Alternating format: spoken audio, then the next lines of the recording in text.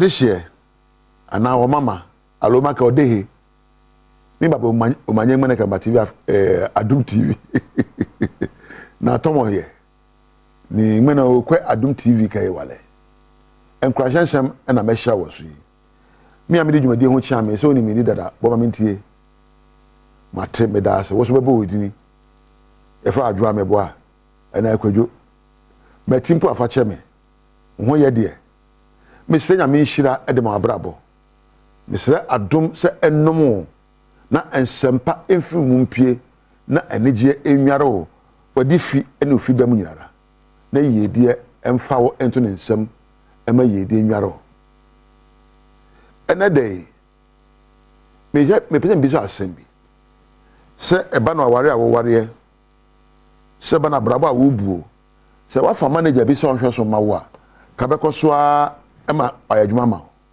so wo hwe abrabo mo results wo hwe be abrabo be du na ka abrabo hwe manager bi nsa sa manager no bo na baso be abrabo be du semre manager wo hwe abrabo so no betu abo na baso manager no ankasa no you are your own life manager and don't give up on yourself.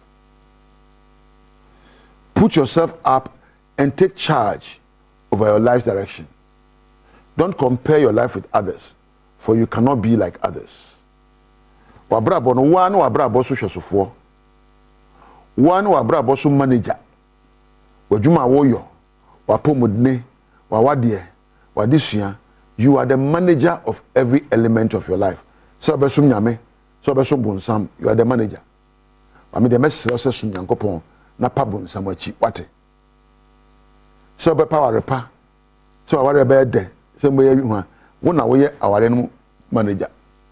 Therefore you have to take charge. So for abra bo hye wonsa. Na ope akande bi so say where do I want to be at? Hina me ma bra bo eko. And why do I even want to go there? Ask the where and find out the why.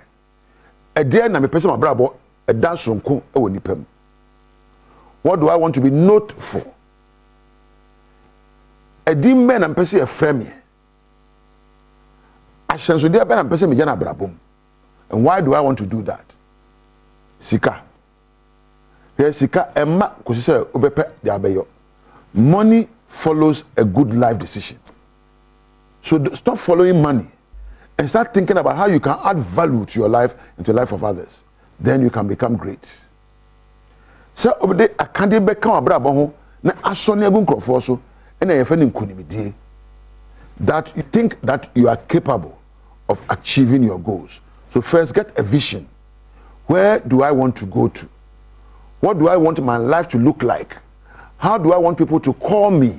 A good father, a good mother, a good friend, a hardworking worker. How do I want people to describe me? That's the vision you have. And so I didn't know about Chagu and this one. Ubedi actually. And to be so vision better than what my brabo. Me try to deal with Jum. A dear and person 1 year better than frame me. Eh, mammy, we don't got an idea of Srio. No afraid. Who to be mammy, abaye kwami, in mammy boka, abaye kwami, na, oh, rabra, or try to say, me dasa better and the mammy. Watch on some brebium. Or turn the nipper to them, if so. 120 ako. And for so dear, we nyada. A brabono, a 21 cassa. When you be turned with Jumo, you taught Nadia Simo. Ya, she said, and Subantier. Obi too few, now what the effect? Nimau energy, ya shed the oil. We shall know when a bisano. Addition, dear, a twin chada. You can always create a vision for your life and pursue the vision and set goals. And apa, send me away, a year, send me away, and you may send me away. I dare bet you send me yes, I dare way. Have targets. Now prepare to take your step towards meeting your targets. I dare be other two, and this is no. Ubetimi ayo. Put yourself in the game of becoming extraordinary. You can choose to become an ordinary Ghanaian or an extraordinary Ghanaian. But you can say, "Abraboni mi bubi keke eye ya mafa debi." Nyamunu se udimu osefata. Na betimi ebu bra edimu. Don't settle for less. Don't settle for less. Decide to be great enya tare abɛhye ne kuntan enya makeup abɛyɛ ne kuntan enya shoe abɛhye ne watch abɛhye enya no na bɛkyɛ wabrabɔ ɛyɛ de abɛhye no wadwen proso ɛyɛ suba abɛhye no wadwen proso ɛyɛ nimdia a obɛhye no wadwen proso ɛne nyansa ɛna ɛde abrabɔ ɛkɔ n'anim nyansa until you are made to be great think great pursue great knowledge per adwene a edimu pursue great understanding nyantiase a esefata edimu and take great actions serve great men in great ways and you can be great sumpa na sum nipa you are capable yes you can adie bi ani obesi kwan yes there are wars in your life that you have to overcome you are afesu ese obu nkam so afesu ni bi ye ba bia wo freba adie de kire wo se ye ne ne enye emra ye hyema wo emra bi wo se obu so obu aye wo ya kire se wa anko university a onye yie enye ne kure university ye pa ebie wa adwemu na won koye ne nkire se untimi nye yie enye obi a o ye yie bia na ko university ena dodo na so akọ university a wona ayi abusuya baby out in the day you are in charge of your life therefore take charge of your life and for abrabon to obi ho o minya nkam se ni tekotego o minya nkam se Sandra o minya nkam se dache hene o minya nkam so mi adum wa ma adum adum anti dey enya adum pe na abaya adwuma a ye behu wo wetuma bubura na wakura se ho atonka yesese wetumi kọ anadwo ha epe number fia mafo be bro kwan aba wakura abetonam if you are able to go for hunting and get the best of catch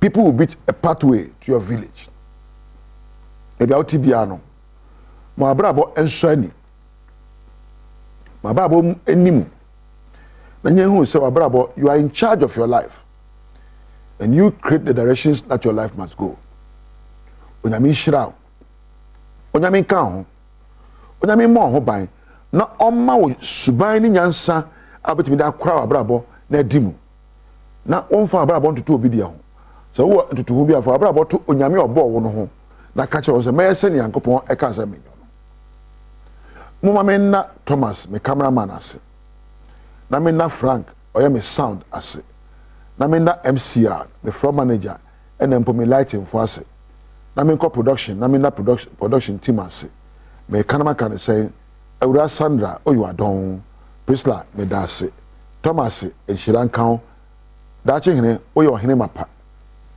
osum na me dem awo na Webek Ampadu me da wase ochina nyame epeye ho a besenhia oni onyame entina Chibiem na yemo akwaba Adom TV Badwam dwumade so yeda Apostle Dr. Ni te kote guase edi nkranhyensem a ode bia no ma yede edu so ne Badwam kase ensem ne obetie wo mu bie ni NHI mpanimfo se yenuanom mu a won mwanya ha wo won kidneys ho a efri December bosome de di kan yebetua won ho ka no afi bia no enipa wanse kura sika no ko 20 to 57 million Ghana City. I don't know if no pay me de bro. Adom TV Badwam kase. O share me live on Facebook /Adom TV Extra. Go TV at 119, DSTV at 280. Uko YouTube at Adom TV 2. Kwadomonline.com. And same way ni be brain so. Edi egu ho. Fasedama Majoy Trish. Wantadi ene sheme. Me didi fear amankwa tamaklo. Afia ni diem. Inti said and 70 mu etie. National Health Mpenufo akekane emesi ni wonu mu a yabusua sebi won enya hawo won kidneys ho no sesei afidi a wo kwa akoda so na de asamfo ni pedua ni mu ama hoden aba no okaikai wani a no okeka bomu a afi bia no won se kura no sika be 20 to 57 million Ghana cedi oyama won free nipa be 400 e de 1002 Adom TV kase etwaso Aban so akape and if you look at the uncapping, you share manifestos of both parties. No, MPP say they will uncap us at 100%. NDC said they will uncap us as 100%. So which means we will get 20% more money coming in. and you use 20% no as the calculation. So 20 over 100 times the current budget, which is 6.8 billion, and over 1.3 billion. So 1.3 billion no over 57 million. And yes, it can be just a yentimi freeze at 1.3 billion nimu. And which no was to just say, Apomodin Iris Sabia Besse, Adriana, and one more yes, you are, whatever Beshes had you made, I say. Okay, say about 40 institutions. Ombe Buano, Omunina, Yenina Begadawa, Yenina Bobo, Yenina Jatum say it is the best way to go and is going to help our patients. And to on the first, no, yes, I see. Food and Drugs Authority in Pennyfor say one more ye crado say ye bit me idea and shishimu ede afa adriana and more social rice. This is so say enya akwakopiemo e senior high schools. The FDA also wishes to assure the public that it confirmed the wholesomeness of the consignment of rice in question and gives assurance that with all the other certificates that were submitted from India, from PPRSD, from CSIR-FRI, and concluded that the rice was wholesome before it was released for distribution. To address any public concerns, the FDA is open to audits by qualified local or international bodies to validate all its actions. I'll repeat, the FDA is open to audits by qualified local or international bodies to validate its actions. Hopefully this will clarify the role of FDA in this matter, and hopefully at least our role in it will die. We assure you that we did everything in our best possible to ensure that the people and the children of Ghana were kept safe. Adishie ne nananomatna nkonya wogo mu afete kakraba won finfin mantemu one more from me posi sahene Dr. Akufu Dampare na National Security Minister Kandapa said Nailangat ha won wadwen pa womra emeyi safo ni nyina emfiri homa. Abrana na ya kudu menu ya wano yo mankrado ofete kakraba ni Adom kase hwehwe nkomo no odin sem se ye na tudwa Langar wo di henya che esro bibia ye mpese be hu langar de oje obi nioma woni fie anan nioma bia wo bi so ti community e gombu afete kakraba asase so ye man fam afete kakraba transcendent probasi abia chef kakraba asase so abrana di nya no ojo ade nya court na declare that obia so nim yempe langard se obi bia bet langard se bia ombo meda se ma ya so ate onji ne din ndabro so de ni bia ba fun wo ho enwachi oba hemo wo honom na na esi anofo a enso so de peace se police fo judge fo obia se yesro mo langard sam na ye ka ho asem no enwa na ye pese ni tutwa na omanfo ene ahọhọ na omuba sa omuba beji nsase ewo ye nchen no omanya ahoto ene asomdwe esanse Langard sam no yesre eguye ni mase ankasa. Ghana Mind Workers Union wonu chocho ni ye Abdul Mumid bana nene wode asema tudwabra wona nsentwefo di nkomo ni nyina no katia se hye ni dream die ene ya mamra hodo adwumayefo die ni titiriw no yenhwe na mpanifo ensakra mu na no achi nso ye kwa akoto abayaka nefo adu ne ye kwa akoto abano yenhwe sa asumdue ni prapra ye ebetumi akoso ewo ya batuo nim se wo ye adwumani na wo adwuma mu na nneoma bi ekoso na wambie wani anka adwuma no se a ebekawo so as trade unions no yenhu se enye every year na yakon negotiate salary e dey among your members na yakon negotiate your condition of service e dey among your members Bronifre bibi say ability to pay say metimi negotiate salary papa and metimi negotiate conditions papa dey among members na nyina ejina seka company no ewo Sansa ka breka krabi na afimpinu ene adunu na abato no aduru so nti no owura no akire de nti ehu hia se asoya hwa abato ho nsem so no ebema abato no ho hihye ne nyina emu ada ho no mo na awie e wa asomdwie mu ye pe candidate bia ana president bia obedi ne kre ena obe make sure say the fundamental rights of workers in here, your right to freedom of association, your right to collective bargaining. Sa nyomano, sa fundamental rights na your constitution no no. Ye here aban bi obedi so.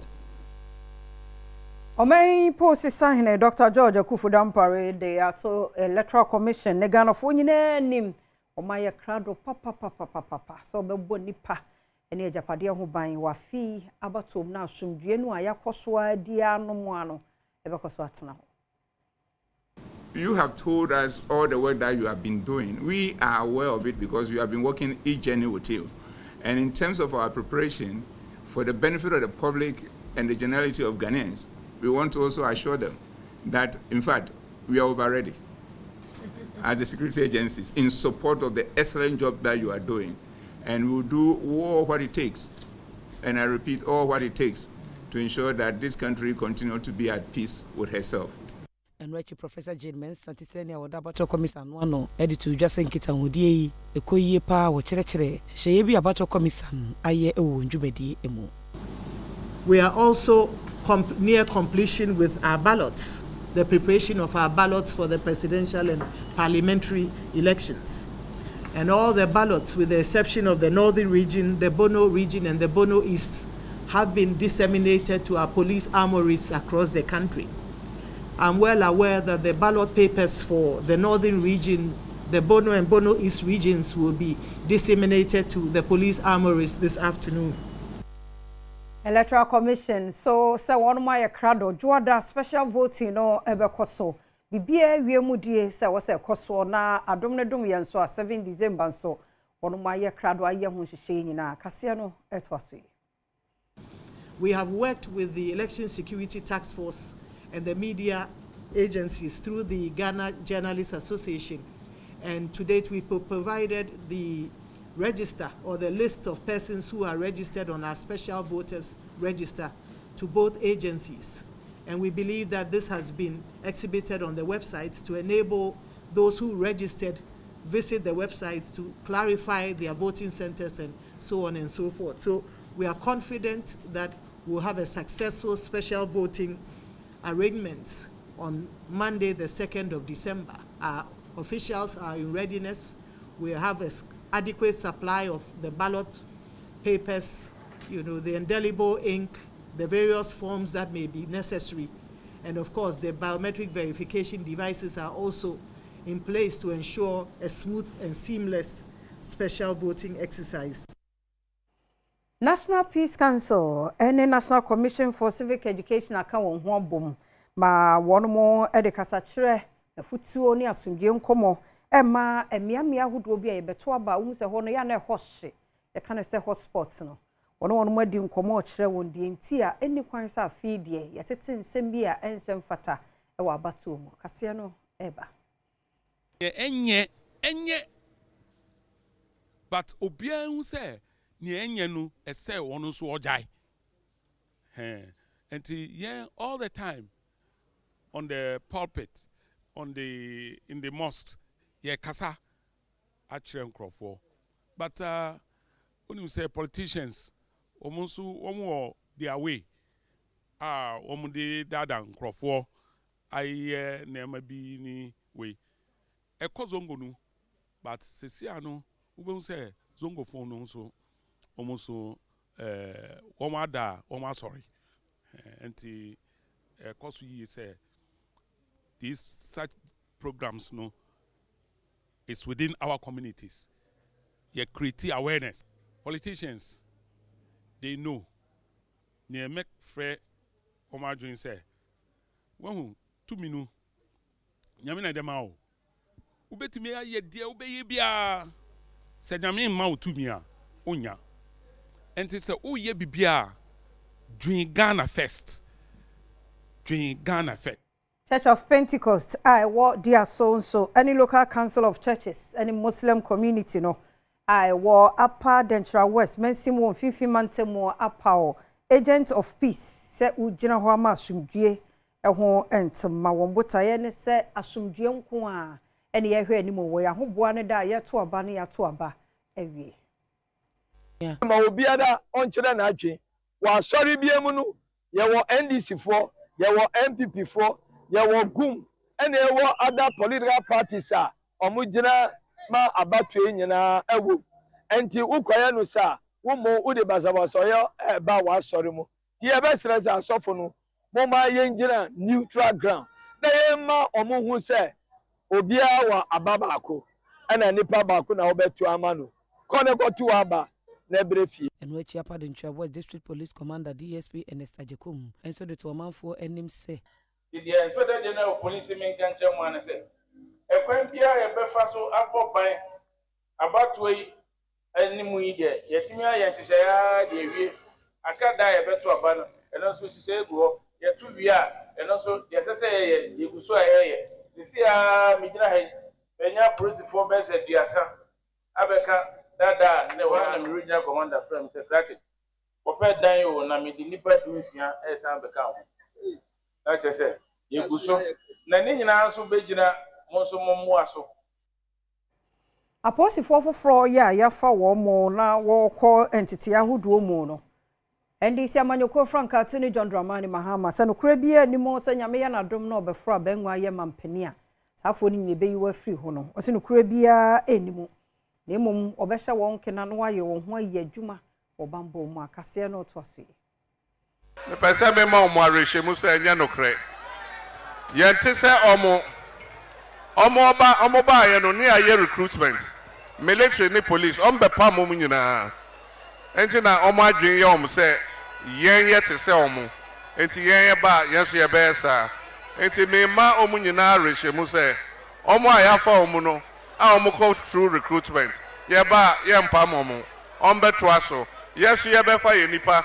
na yɛ so yɛ ma ɔmo so abɛsom ɛno akyi wɔka de to aso sɛ MPP aban a yɛde tumi hyɛ ɔmo nsa sɛ ɔmo bɛhwɛ Ghana so no ɔmo etimi anhwɛ so efisɛ wohwɛ beebi a Ghana ahwe ase eduro na ɛkyerɛ sɛ ɛwɔ sɛ ɔsono no a ɔbaa kurom no ɛmmerɛ na so si ɛpam ɔsono no nɔnsa nkɔ ewuram Malamata adwarifoɔ nso na ne wɔn de wɔn akyita kɔma MPP amanyɔkɔ Franka Tuni Dr. Mahmoud Bawumia safi abatoɔ deɛ wɔn kokromoti no wɔn fa nkɔ baabi a wɔde betim MPP Franka Tuni Dr. Mahmoud Bawumia so pa frese why adie para na do why adie Fred Kesi ne wa ba ko awie ba ko so ba ko enti ba to ma ne pa ba to ma no ye dwa yetimi ensuo to a yenye ba bi mfa aya atache grofo nyina adwane ene ba omia ne pipa da woroma twedwa ye da to se ko tare ya ye free mti asoro hwa me wo ya ta masoro sense me ba ko suku me ba mi enu o ma ko fi ages o mo wie o ba ye mi just from me ho it's in number 2 manu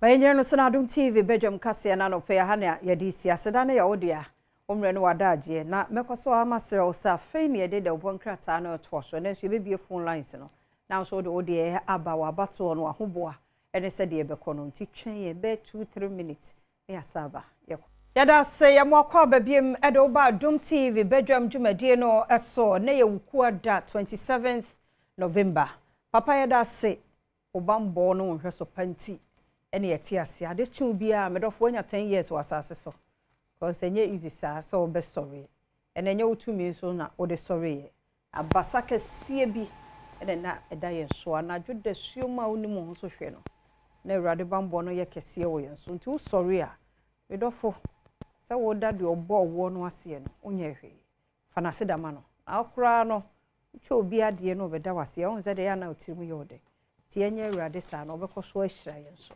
Yamuache, Yamuakwaba. Aha your election headquarters. Aka 10 days. So we are here 10 days. Yakwa kwa ba sumjimu. Eyi mampeni asumjimu. Eyi masibedwa fo asumjimu. Ti yamuache, Yamuakwaba. Emi yemfa wo enye scapegoat. Na emom yemfa wo enye susudua ema asumji. Yeye ne saa. Ibi abe kama. Many incoming. Ora asante da akuni jina ha no pay. Benjamin so eye na brofudi. Tibemena anopeme mu ache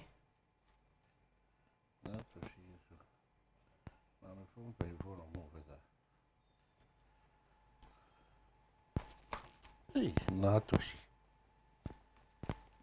We're a very nice woman. Hey, me who is ample though? Me physical, me by pictures there.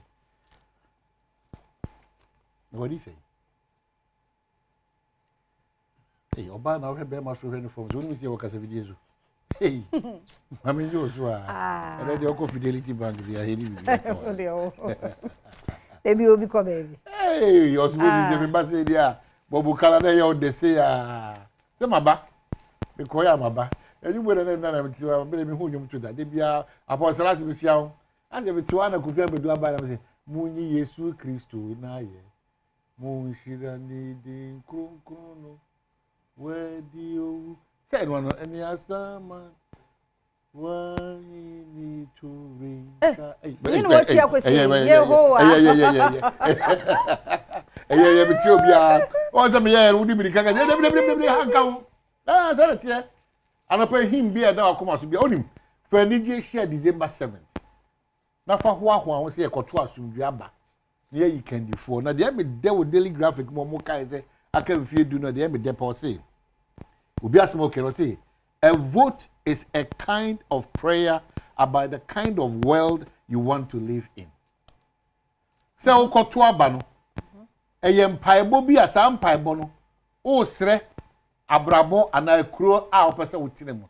It is a crow person with cinema, and one banner wedding. Oh, Coto. A vote is a kind of prayer about the kind of world you want to live in. If you want to live in a world of reset, John Dramani Mahama. If you want to live in a kind of upgrade, Dr. Mahmoud Baumia. If you want that change, Nipa 2, Chusubako, Alan, and Cheddar.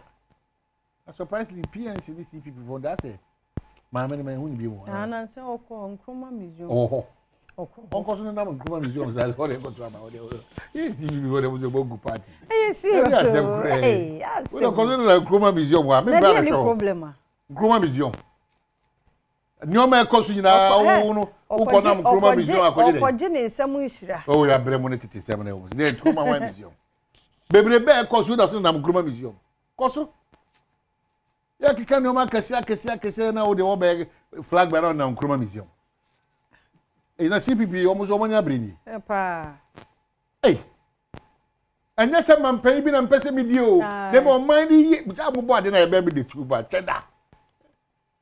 Now the one in Nkrumah Museum. There was one country because I read it. Yeah, Masha, me who see people. Oh, umpa. So now we own checking on. But yeah, you follow the who be. No, I'll anti-Prague game. And no more than another dog was original hello from Kumasi go. No, Pejan is none of them. Oh, Pefans. Yay, Ulma, Pefans. Adu no man and sons no I am not hey then is it what free system you know and I would say why can be on who see kwa na commission project and no kwaya so hey nana hey ami ehira hey nana do dan kwaku fuado sa o de kwaku amachia wana pay ani afia o de confuse de na ono anasem ade anana de say nana o de kwaku John Dramani Mahama ye for ono ye Kwame o de Kwame Mpachenyo Kwame John Ampacho Kwame Mahama Papa me watch you Ojoso Kwame John Dramani Mahama yes ana Alan de say Alan Kojo Chemante hey yeah John e dey be Kwame Kojo ana de say Kwaku yeah na no be Kwaku iti Kwame piem there be Kwame na for mo wachiri hey Kofi Kran piem Kofi wom Kofi Akpalu oh, December 7th, there's a me aduma. I urani Jacopo. Enti we dey. Kofi ni amane e kotu no. E ju market wa. Eh, erade di kan ma ye dey ni mo kan. Dey be phone lines no 0302211701 702-703-704. Also for the ebre. Abano, koto na sumdwe owi a. Yenko kan sumdwe nsam kire yenho. Obi wo ha wonti asumdwe na ye Canada na wo de bi. Ebetimi asesa obi a obo ne sumo pobo na nti ye twen mo course se de da mo ye maye no. Ye ntwen mo. Daily Graphic say vote number 1 on December 7, Dr. Badwam tells electorate. Anna, John Dramani Mahama, so His Excellency, our former president, said Western region chiefs appeal to Mahama for development. And I think it's a from any man, so he special voting member. So, and he all set for special voting. Nipa, and when he said, Omudi Home Commono, IGP, and Electoral Commission, almost share a deal. Maybe not going to be a problem. Obi anyama na eyi ene Ghanaian observer na me pese. Ghanaian observer. Yeah. Ghanaian observer. Obi ho for come. Ayen ko same ho. Same no pay yam ache mu akwaba. Mejo Sumini about deputy minister for health na what is say? Yankopon Adom ye ho ye papa yentie wo. Na deputy minister for information so no what is say no pay. Me say no talk tete. This is what be deputy mo. Na ga also a minister na gaza. There be any the branch here for man. Ayo, any way. Yo, my me first video so na me nchia mo. Na me mom abaso. Na me chia, me am boss na mo bran champion. Ene nkoko MP Joseph Frimpong. Ene Dr. Mahmoud Baumia, ene na Adom Dan Kwakufuado. Me hu se na Adom Dan Kwakufuado obi a o ma na de a na ni eden eso. Me hu bi da. So bi be di president no awie no nam no dan yemfo sa bia wo ye ma na ni eden aso. Na kakra mbese me kan se mo mienu a me so me lobby mamon. Me srem on the 2nd, mo na mo kwa to special boot. Won oman here commerciant enefua. Me srem se mo so me lobby mamon. Mo kona mo to mo special boot a mo to ma na nado, mo to ma Dr. Mahmoud Baumia. Mo to ma Dr. Mahmoud. Ya da se papa pa obi mpe wo so. Obi mpe no pe yam ache mu akwa baba Badwam so. Ye nia mini abana nye obi mpe obi ntiase. Obi ntiase ye, obi ntiase ampa. Wada wo ma yenti o na wo hwe ye free he. Obi ntiase muslim fi achema de mra. Yo, yenti o papa. O ma hena mi tiamu na no tiefo na no ma hena media for mesrem baby. Empe campaign e ko femu wo afia de ba ko bi. Se o ma panin dada John Dramani Mahama ka se yeto abama na esgrash onye. But as I say yetro kakra no kula kakra nintino. Wo se say ho no muntu mo su biom. Iti mesrem media for no se mbotumi apushi no.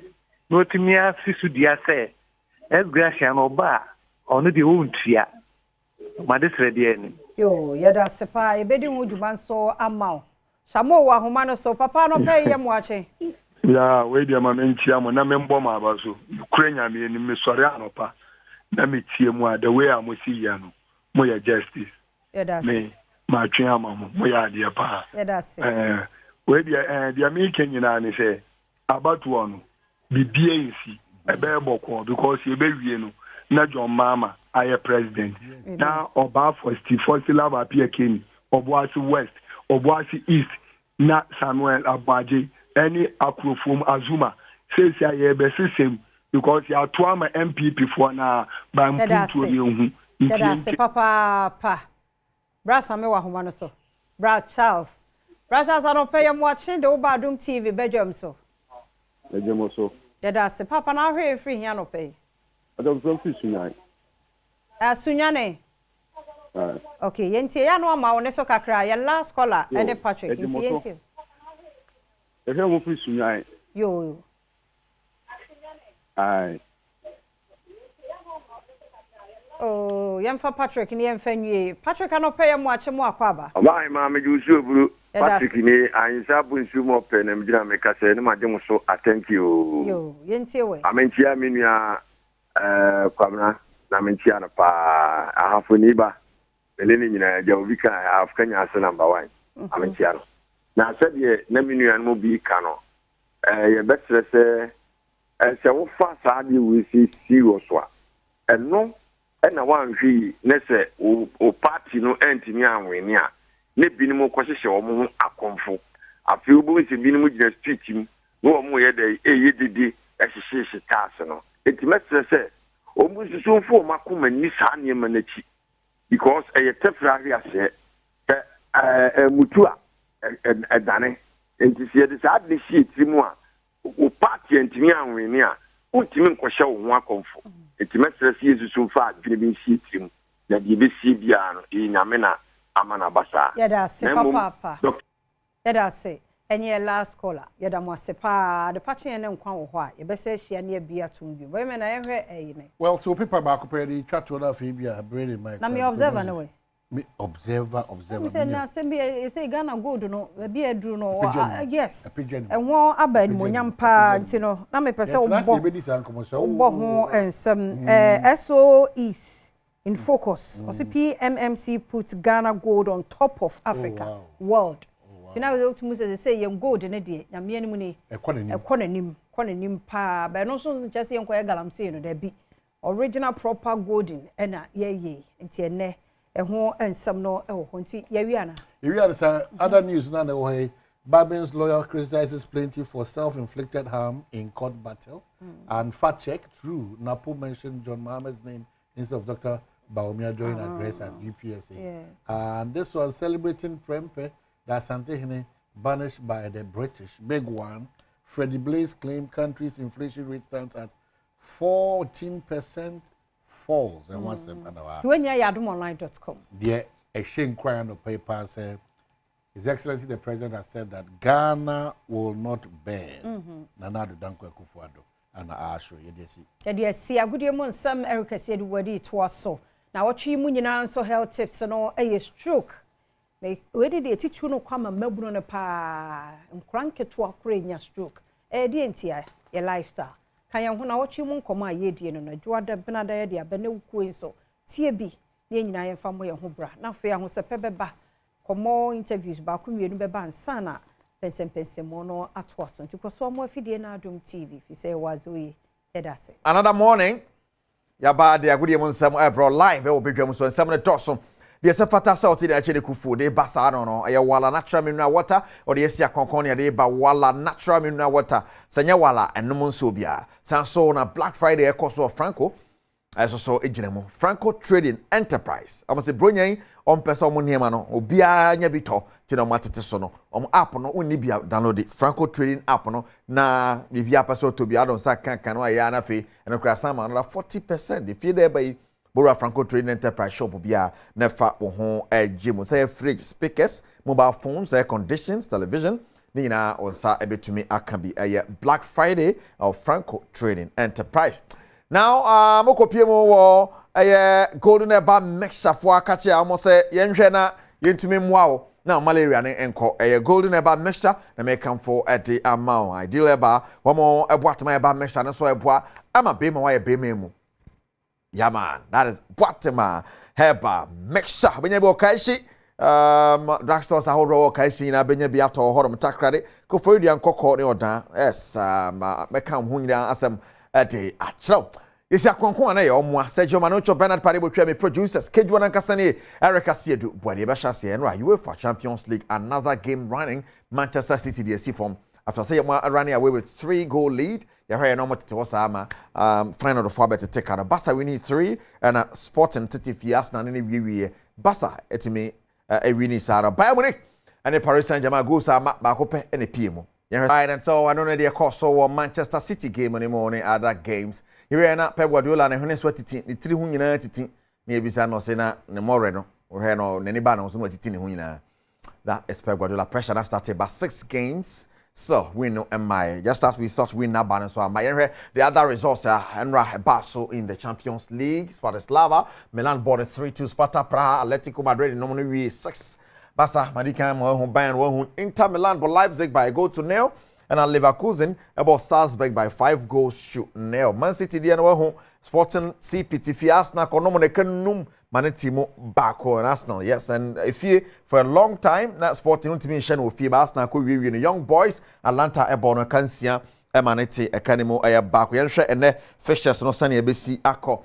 Now Red Star Belgrade and Stuttgart and Ebo Stamgras and Girona na Aston Villa and Juve and Aboni Bologna and Lille and the Ebo and Ina Finsono Celtic and Club Brugge and so abo and Dynamo and Borussia Dortmund and the Pimso na Finso Liverpool and Real Madrid abo Monaco and Benfica and PSV Shakhtar Donetsk the big game and Real Madrid going away to Anfield against Liverpool.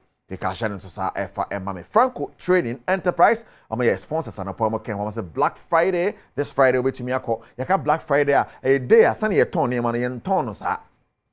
Tia titles of baby 40%.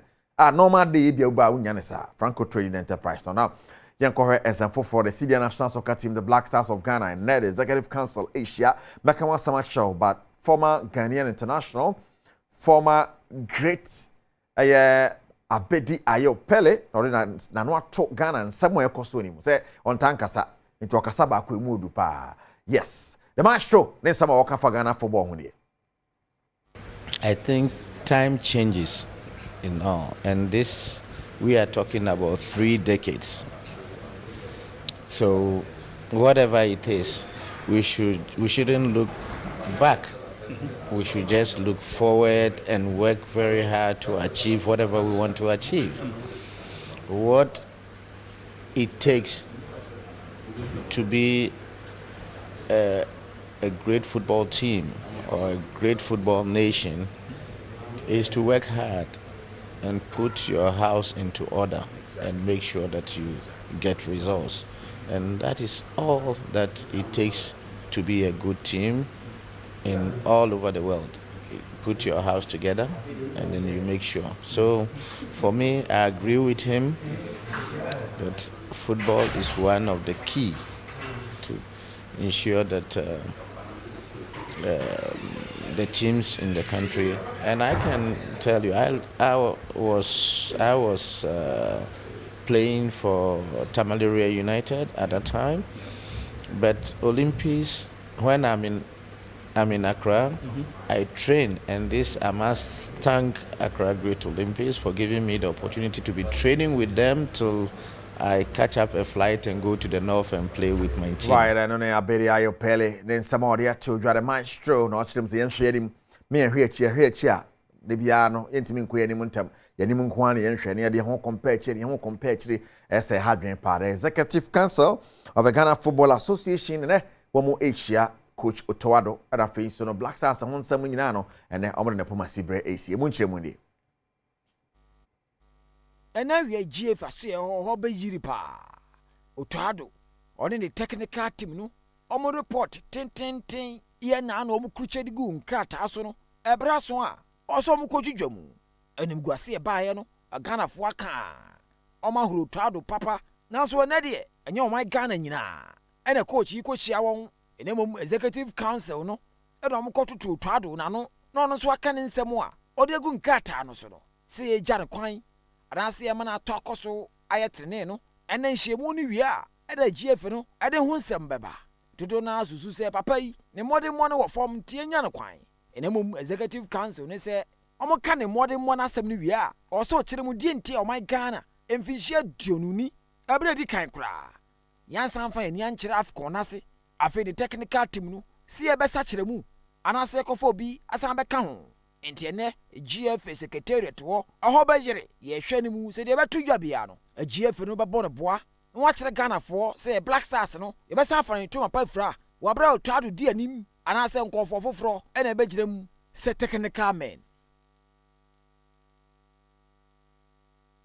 Yeah, kind of sad on Yankopio Union on Black Galaxy. Someone catch a coach Dramani, or no, head coach at the Galaxy to atone South Fresh 32 players. Someone shall campaign as ahead of our qualifier against Nigeria. I will say, see, the copem so pram no. Didi Dramani. I catch them round and say, or so mo yrom hopa. Nedia da mo yanono. A bro so copem say, and ya can see a big cake. Nemum, Nigeria, mino, or maniabre. When him say Nigeria, dear.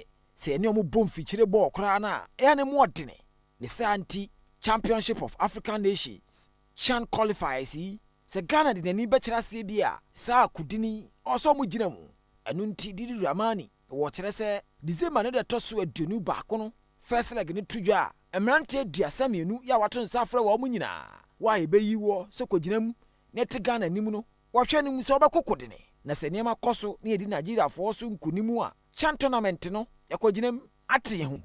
they have been very, very consistent in their way of behaviors. This alone means that they have the passion to deliver. They have the will to work hard and then succeed.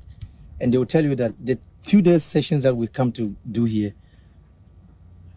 Even sometimes my staff in the meeting room, you find out that they are trying to do what? To doze, but they are trying to stay on, because we have to make use of the small times that we have.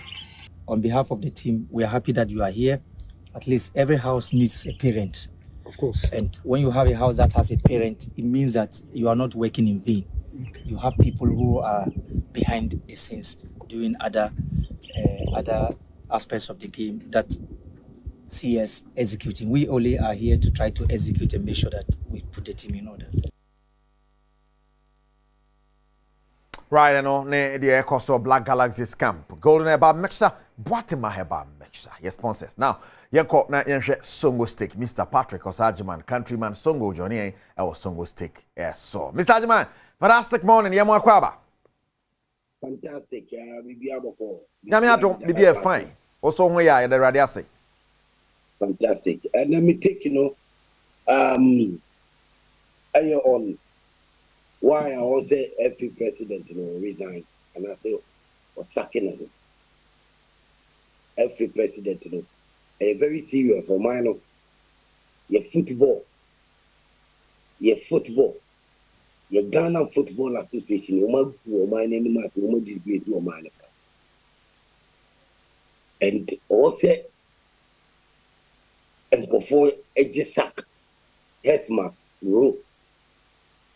Also, every president, you see, or jesak, and that's all resign.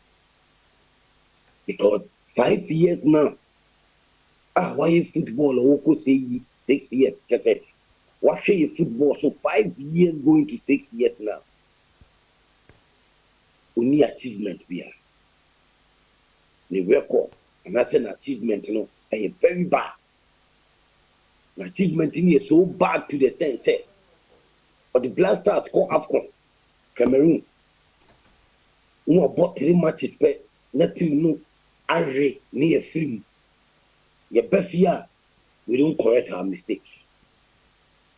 Your best year, that I day, Akasa, so you better not say up to 2 normal ye. No, you be you coach Eddie. Now, every president, now we deem with Intima, Emma Blasters could deem good. No, that's what all. Near good management team. Near South for me another management team.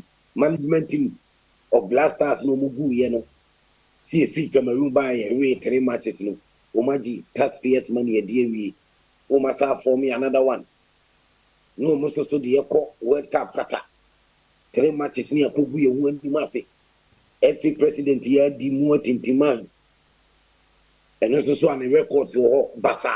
3 matches near a film. Near film 3 matches. Now football no the vanity, or the vanity. 3 matches being yes, after Cameroon tournament and AFCON to put things together.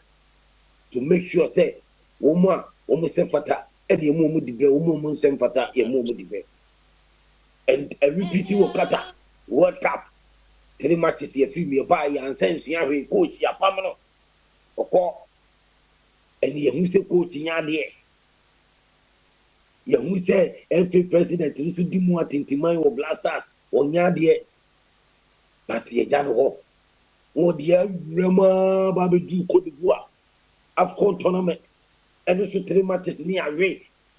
Then terminal near 5-member committee from this FAR near Saturday Nipa Bakwefu, 4th Ministry account, Saban, Kati, Womdenaka. But this same Mark Abdul Upokunti, any Professor Minta, more or more football, Nimuno, a FA football as well, no decision understanding, and I'm decision understanding no more. The Ecofa trainer scout to Adus Abai. That time we are pump a coach treating after AFCON, I will put the board because the performance here, but he died every president. This same every president, yeah, Udimwa Titimayo, Udimwa Pano, or no, our problem, no, why resign in Pamon. Anna, as I dead, this Young qualifying come Morocco 2025. This time, AFCON tournament one qualify. Serious. Means what the football not perform on some fantastic about to associate FA president on any for be a woman running football. Because you are very serious. Oh my God, you what the Blasters have bought 3 matches for tournament, meaning our film worry. Finally, qualify Blasters to AFCON 2025 for Morocco. And this is what? Why they? One qualify. One same match back in a group of Angola. I nimbo bochen womu. Ghana with history of football much Angola. Ghana with history of football much Sudan. Ghana with history be Niger. Ta countries with yan same match back. And Shadia be FA president in a year appointment now. 5 years now. Our take office. 6 years. 4 Blasters coaches no appoint woman. 4 Blasters coaches. Woman you know fail. So how come? Said this FA president. How you incompetent? Me appointed FMF coach. How you incompetent trainer scout. Now you qualify and go AFCON. Or good you must say fail. Or the footballer perform a perform cry. What's it? My friend, stakeholders meeting. Coach in find a technical report to Mra. Near receive a permanent and permanent. Shame. Unvisible. Fire burn them. Or incompetent FA president fire burn you. What born what human in I feel? Who are incompetent? What appointing incompetent coach? Who are un sake better resign? Who are they got an assay? A coach in the report you catch them say Uber pump coach and another pump coach. Okay. You can't sack the coach. Oh boy, a waste of time, sir. Take with this meeting, and win here a waste of time. Okay. Take with this meeting in and say FA president now what born was we incompetent. One or think you're permanent. If you are a pump coach, and none a yes take with this meeting, Papa. Or the Bible stakeholders meeting or the bra so. Na enguasia o se ye hwene ye fire no ye hwene ye de ye tete no ye hwene ye yinadi ye hwene ye man step it down no person o de kata so sa stakeholders meeting enwu hia FA president no o onye humble onye honest it will be a point bia so no what just was fairly and stakeholders meeting no enwu hia kura emfaso bia ni so because what failure will be a clear what they no kwako bra so. Also, 1 o'clock here, Twasso, Metwasso, Ghana for Metwasso, who have been TV fire for fire. More fire. People just meeting in the Wunya. Or the Brabra no muscle. Very incompetent FA president on here, Pamela. More fire. To resign. Right. Thank you, Mr. Patrick Osage, my countryman. Songo's take. The message is clear. Say, watch not stakeholders meeting. Watch not who in here, Papa, at 1 p.m. Countryman Songo bet Twasso fire for fire. So, Tiana, wa make it a date.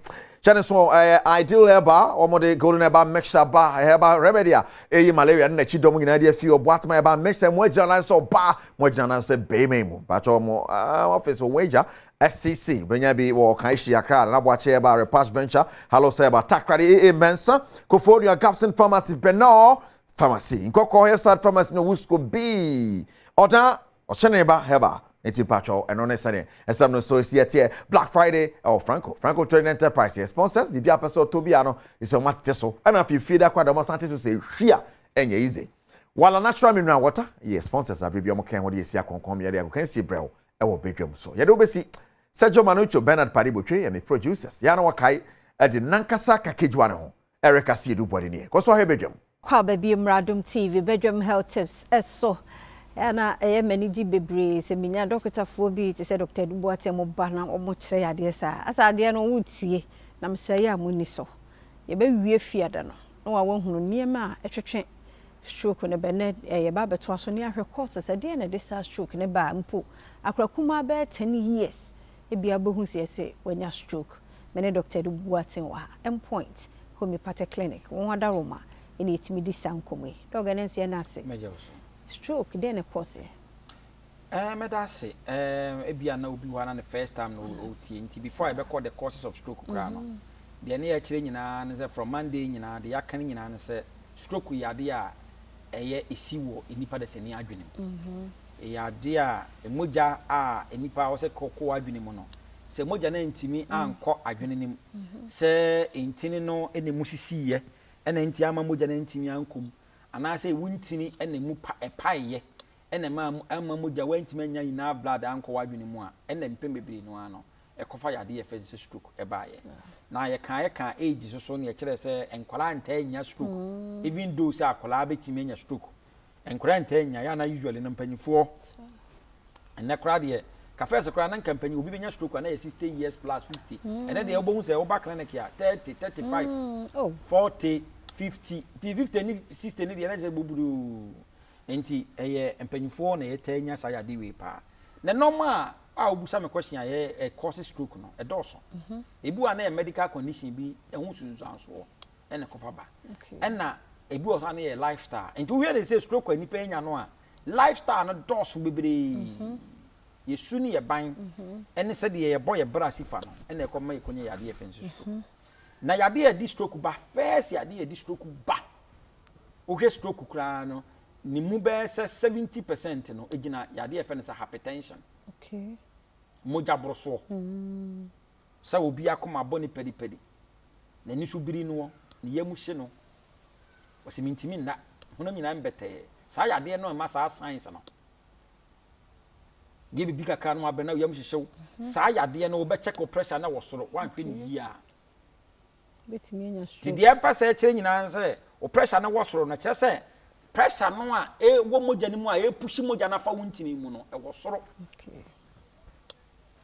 ebe kwa ma wuntini na te na wonya leakage so no moja ni nyunugu wadu na kofa stroke ba o pressure so wo form a itimi kofa stroke ba low blood pressure yes but high blood pressure ni crazy and more dangerous than low blood pressure I mean that me hwe omo low blood pressure a omo nya stroke no and omo high blood pressure omo nya stroke a my experience in a obi a me say ade e fe stroke kese e pa me timi de me sa bomb me chest no me hu ni say high blood pressure no cause seme low low and any other condition diabetes so etimi kofa ba unya diabetes na sugar no cause bebre a etimi weaken wo nerves no na kofa pressure ba na kofa wi aba na wanya akoma yade ye wakoma na san na wo problem ene so timi kofa ba akoma na wo say pumping moja no eti say dem si kind from the beginning this stroke ni say esi emreko a obi antimi anya enough blood wanya enti akoma na wo say pumping moja no akoma na ho odin wo form ebo moja no a ebono said ye you know emma muja bidodo no ntimi nko wadwene e the stroke beba your lifestyle ni be ne de ensano bebere abusing drugs in general etimi ekofa haoba cholesterol se wunya udi anase wo cholesterol ko hospital ne so cholesterol em say one day we say din common for that cholesterol no na hear the effect I think say next time I menya privilege to meet you no we will pick that topic ti se cholesterol dose wo ye hu sunsun so pa itimi sisi wuntini no bo se cholesterol ti se srade nti se de wo di aduane a sade wo mu a na da wo chansi mu no obi o wa ne de no aduane na wo die no eda itimi da wo chansi mu a je se wo di zosie na e wo hye no wo de na de da wuntini nti be de na de be wo hye na de be wo hye it was moja no intimi nie fusa ne nko pa moja ne intimi nie fusa nko no abo se stroke no knock you down and this is timi kofa ba eti gwemu nyina no ye yade a some of the causes ya etimi kofa stroke ba se stroke na how de ya main can't also ko ba bia end point homeopathic clinic wo kuma se chronoma bo ahia kuma takrade anaje queen of peace enzama eziama tema committee 22 spintex rochelle signboard obetuma ba yade bia how bia bomoden eye ulcer eye halitosis dia bema no ahoden wo from dia how bia bomoden frame consultation is free at Endpoint Clinic. Number is 0244. Frame na me nkasa 101. 0244 86 70 68 0244 86 70 68. Yada se Dr. Dubote na wote ne nka no chena nso se nkwa hoden e wo hwa ya kan ye ho na ye nto so was stroke nkɔmɔ na wɔtwe mu yɛdi Fasadama Endpoint Homeopathic Clinic on the fana pomodin die just wante oba be so asene fi so wo mu nti wonim de yare tie ne odo ho dom no a yare bie ne ho bedi usunkunim ne number no 0244867068 na one Dr. Duboaten akasa ochina enkwa ho den wo ho a ebesehia asayem akwa ba bie mra Adom TV Badwam dwumadie no so health tips na yede ebra wo no na watchmu ni nyina no ye fa topic back one ya discussing ti ofre Endpoint 0244867068 obejo so na stroke na watchi ye di ho nkomo ne apomuden ho nkomo bia no ofre no obejo so sprinters won e wo shell signboard Kumase Kronom Abohia ene Angel Educational Complex na ebo ho takrade Anaji Estate Temakom 22 na Tachiman Hensa Ziamanso ewo enzema ti ofre Endpoint Homeopathic Clinic na ono wodi nsa so wa pomodimo oka Endpoint Homeopathic Clinic I say the end to chronic disease yada won mo support na so sabre no anu aka ye ho na yato aye nkomo no so enne Erade Adom ye enkwa ama ye hunu Dr. Nelson Mototi awoye kofare by CEO de Mapiwak Natural Health one madro 3p garlic mixture abaha oni e ba bedi nkomo said ye dro 3p ana se 3p garlic mixture no eye we nipadua mu no onte ya eno no amu ha ye ne no e ba bedi nkomo dog ya mu achen oni ba mejo so na ohun ye de onyanko padaro adwuma mu so na bibia boko ene abusua yego so edwuma na yada wasibiem so oni ya ye adwuma bepim ne eguso ese awrade bambo no nye kese eduro no tumi mram na obi anum bie ma na hoden na afeda yeda so akoso aye adwuma ti yeda se na mi shira papa ebi ana ne de kan obi te Piwak Natural Health ho asem Piwak ye adwuma ko be ya eduro no ya ahodo se wa adwuma so yo me ne ba me da se ma memfa kunya na mencha Ghana for 22 afọ ehwe no kware Piwak yen ne nam yen so a yetimi akofa bibiduru a yamfa nkeja na yanma kwan pa ye hwe se ye manfo apomudin ebetimi awie peye na apomudin akoso aboa ama Ghana yetimi adwumaden ama oman no etimi akonanim edu ba kope ene de abadwaman so a ye de sa adasa ye de boa nipa mpempempempem de ye kan nyina na se enipa de wodi ko ni pedue mu titopa eduru a ye ka ho asam no na watimi hu se menum edura na eduro na menum no edi mfasodie bi ebreme ebre esa me ho yare no na edi mfasodie bi so yeden ebreme enti yeduru eba ko pe okrum ha 3p garlic mixture 3p garlic mixture eno ena dey Piwak yede bo adasa ma pempempempempempem na enya yaresa mapa ebia na ne de kan a wo hweyen na wetimi hu se Piwak Natural Health krom ha yene nam abefo kwan so na yetimi atwetwe menu no team of doctors and researchers academians and ayaka ye ho aboma ene yedro kogin ene krom ha yetimi atwetwe nwene no na yamfa nkeja na ya no a bia meka say nsu a ho no to anim no enye nsu bia yakosa we yetwetwe fi plant no direct ena yede bo adasa we enye de China ni na ye enye ebia America ni na ye ye Ghana ni ba mapa ena etimi aye we ya yede bo adasa ma ni pa pempempempem na enya yaresa mapa minsamfo ano pe me bi so say erenche afi ekona wie ye ni de ye die koyimu de ye home ne ye no ibra meka say ebre nipa dis ano man ko ni pedwe mu nyina no eye dan ya efin beko emo abi wurabura enoma hodo bi benam so a ebema ni pedwe no ho aka enti kwan papa be na ebetimi aboa na yetimi asiesie we ena ye gina so a yetimi aboa atwetwe enwene no ahodo a ebetimi asiesie nipadua no aboa na ahye nipadua no nkran na sa etimi aboa ama nipadua no etimi agina abrenyino na sa nyarewa bi eba ye immune system betimi asori afight na ama nkunimde etimi aye nipadua no edia we ne nam so a yetimi akofa abibedoye a yamfa nkeja na yanwa na yeboa adasa ma nipa pempempempem na enya yaresa ade ba ko a eye ye botaye kese ene say akoma na ede nipa mu na ene na chiche moja nti moja ni enwanenuro a ekọ nipadua kwa akọ nyinam egina akoma eno eso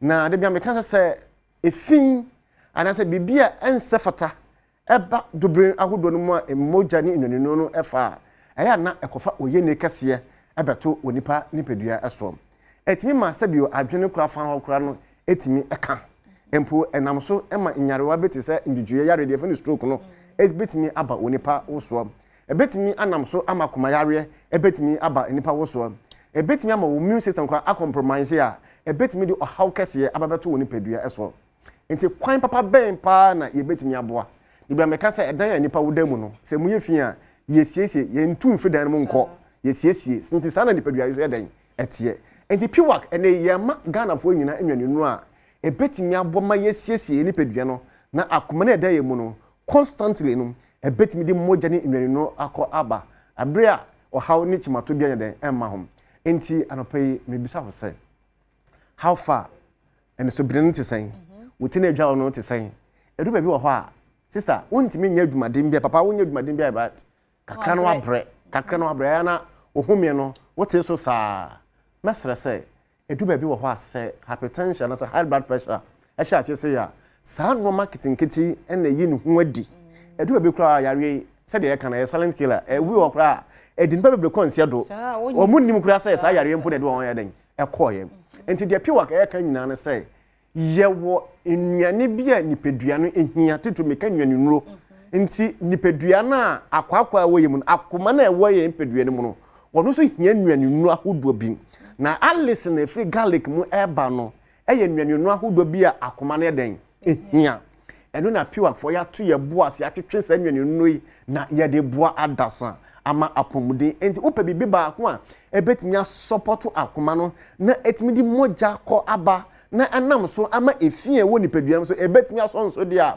na 3p garlic mixture 3p garlic mixture eno ene wo enwanenu ahodo na eboa wo ama wapomuden etimi awie paye papa etimi adiyama wo enu nte die yesre Ghana fo nyina ne se esanse sede yare etie na yare edi nipa nyanti ena yesre wo se akoma na eda wo mu no eya ade ba ko a etwase nyina ye ho ban na eboma nipadua no ankofa wo ye ni wo hawo nyadan entimi amma nipadua no so ebia me no kasai wo ho ana esanse inflammation eba nipadua no mti eya na wotante eya opa especially pa free sisi ekon nan to meka eya wo sciatic nerve no eya na wotante ya e ho tan twetwe wana edo ba ko ena epiwak ede boa wo a eya natural eye organic a ebetimi aboa pa na etimi combat inflammation eye 3p garlic mixture 3p garlic mixture obi ho kra bansa na bibiti say arthritis obi say mesasa broyi aba mi kotodwe maposo misisi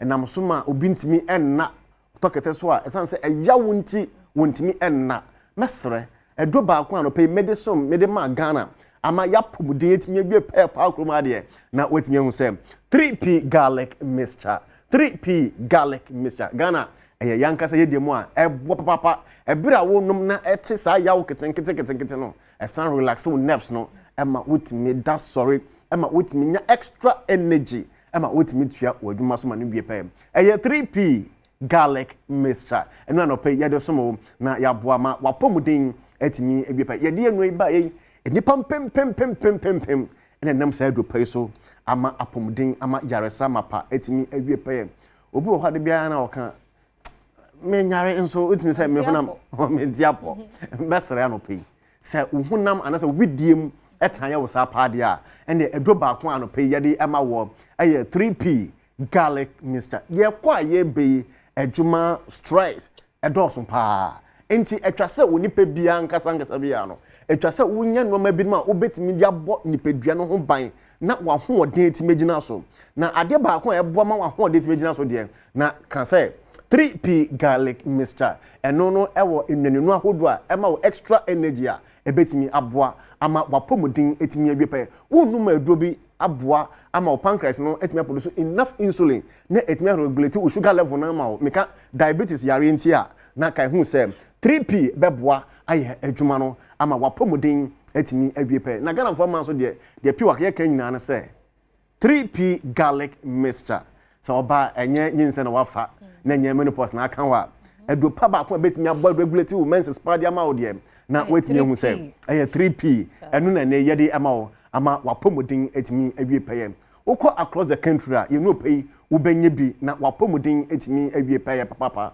etimi edi amo the yesre nyina na say ye kwakoto abe na enchene ko Christmas nyina mu ye hia obi bia me hia wo so hia me ama ya pomudin etimi abie pe enti ye fa 3p na ye support na ye mo amaga na ndi nkunim na Christmas so etimi edi ni ye ene wo call pharmacy across the country 3p wo eye wa eye mumu na we enterprise opposite wa cathedral na wo eye tamaria ofa kojo heba opposite Samale Texas rank me kan electromat nche wo 3p kuma se Dani heba call na kana Chris ko 3p wo ho na ebia wo water kwama enjoy market circle ho abelsam e wo ho 3p ho na wo kofodua Gapson pharmacy to na Beno pharmacy na wo nkran ha dia frontier Angel Herbal kanshi and so 3p garlic mixture no ama no ma etimi akoye mapa ade ama wo your numbers a obetimi afren na ya twetwe nkomo eye 0248 92 88 24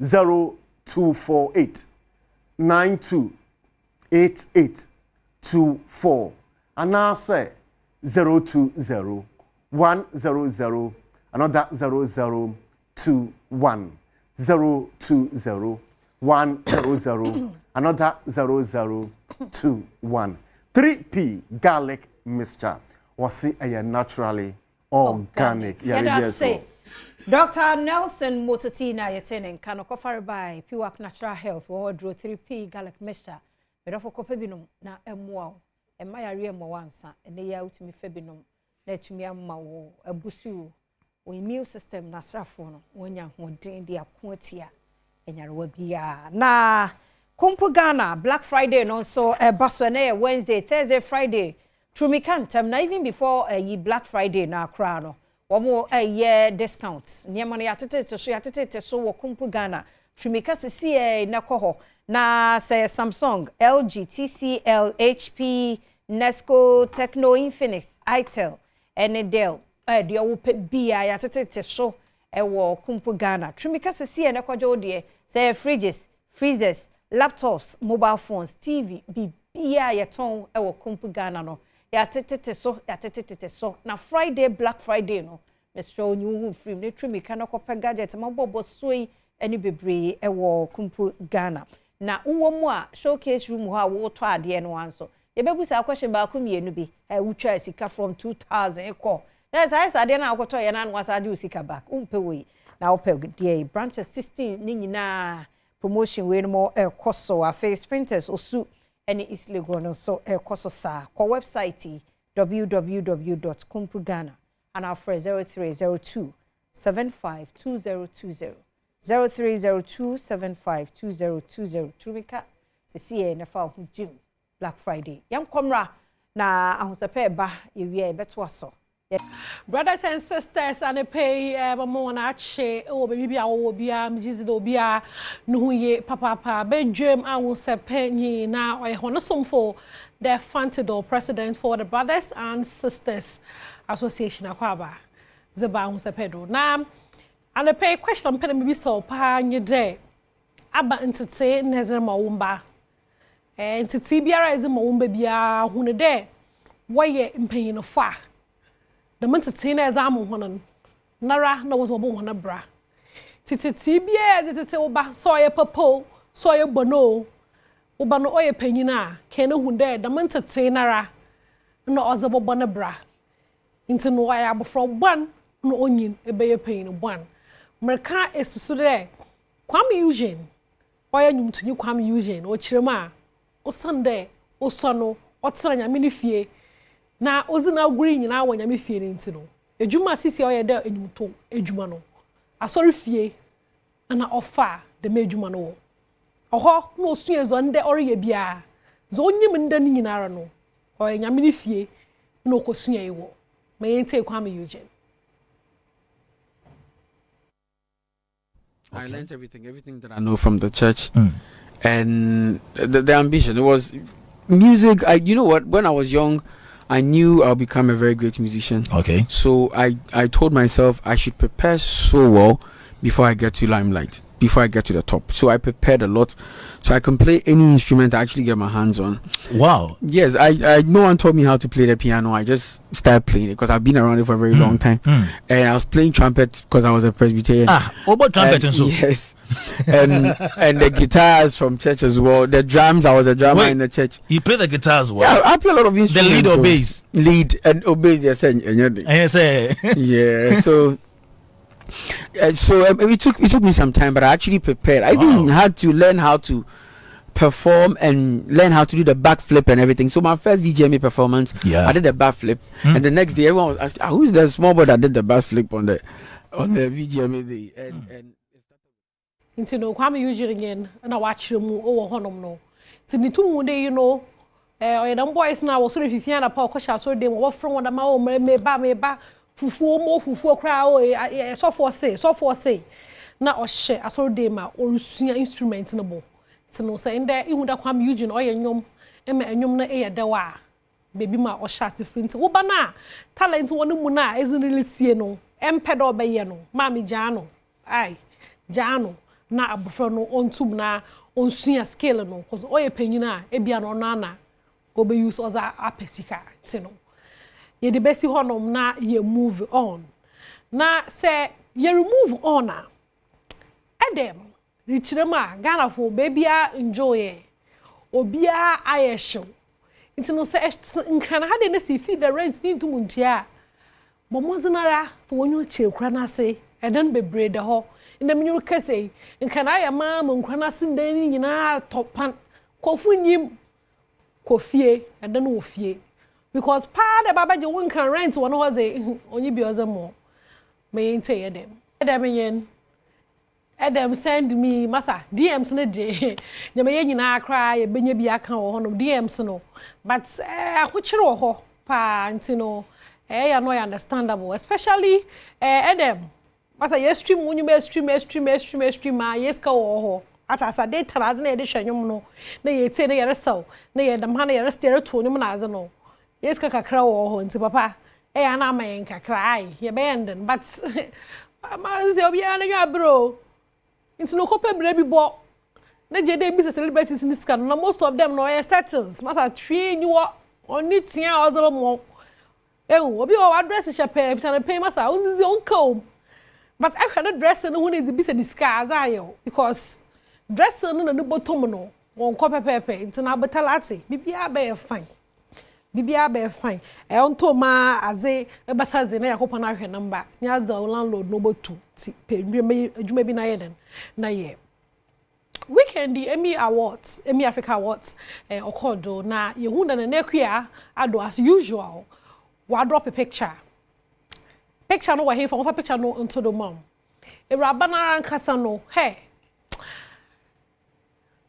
apart from there or a nice girl no creativity no then one kakatanu mbom one shende one yen day no or serious so bana atarsha Eraba no is serious obana atarsha inse no na ekua adonyen o chirema na emi atarinyi na netizens na me cha wono wo internet no asam no anya hone de kra wo chirema na ekua asola from one actress pocho offer comment no onye da me na mreka because after posting picture no ma ibinom rekado atane efe wo praise no na ze ba ibinom so chirema endio papa our for endio say be you know say be si o pocho wase make enyu o say ohun na na ekua we produce film biara another film bi poroko we feature wodo da in a very long time ohun na ekua wo here screens no da or act now so no say ohun da worry awards night biara na rabe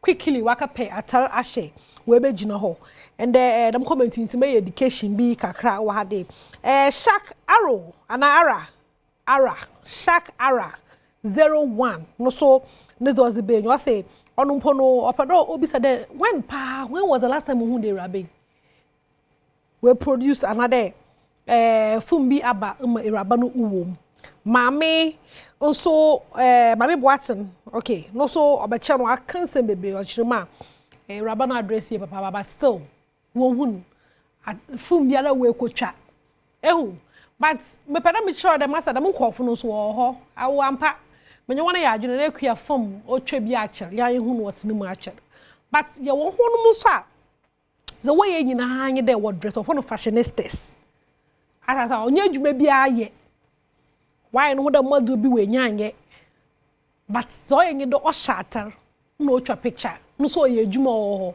ti se ihu na akuado de ono da atala no hye na no oz no wo ntwasi ni bio mama me onya by force ade also be shatala wo mon shatter aye but I mean problem with Nanekuya is that you can a red carpet look na the picture na trend na ade but mu no red carpet biado da masha event red carpet why bu social media then Nanekuya wa drop the red carpet look but they bu no red carpet na nkasa do shut the matter na begina do be interview no reach pictures mu hu ni da from Nigeria full shows Bessie Ghana had their shows.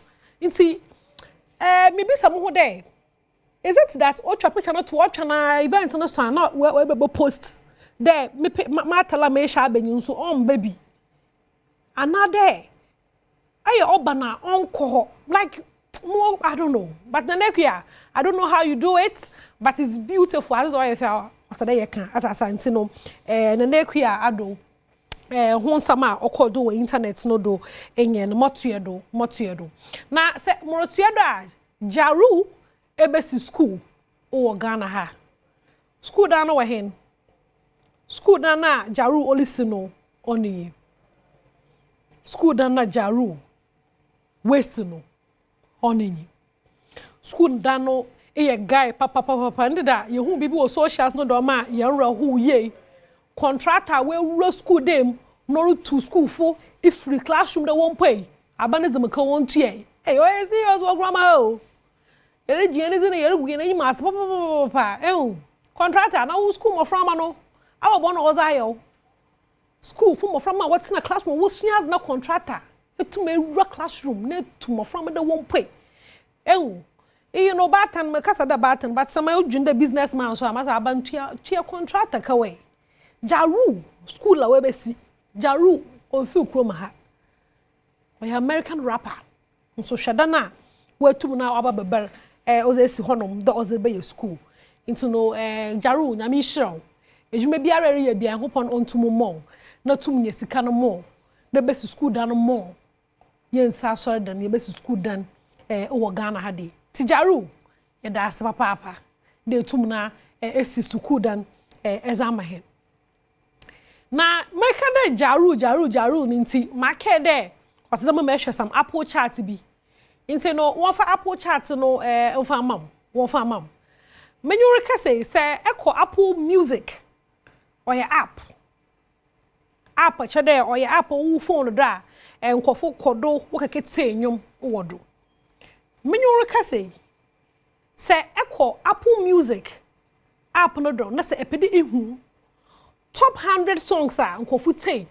o Ghana ha dia first 9 na da say first 10 mpa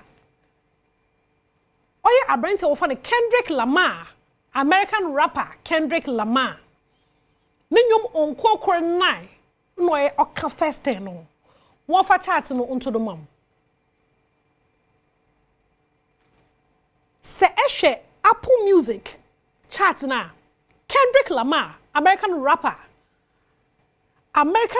Kendrick Lamar Nenyum Kurini was out Morals Luther Squabble Up Ninyinara Kendrick hey nagana fo what's a Kendrick Lamar dama e kana krom hade rap music no o ya sa Ghana fo onyo je ho it is when you je rap music ho dama why that wama yana rappers no sisi a work singing because the arguments in there rap no Ghana fun shada feel rap nyum no sisi a rappers work singing and work singing no so yan would wa for krom ha but what it say Kendrick Lamar is no confusion I basa o mitrim so what rap music what they be na hwe Apple Music Ghana enuma yete there is not a single Ghanaian song top 9 medoko top 10 kra mama still Ghana nyum bi enyi ho ye hu Ghana fo ye streaming ya ye nyum asempe Kendrick Lamar owonyom enjoy kakra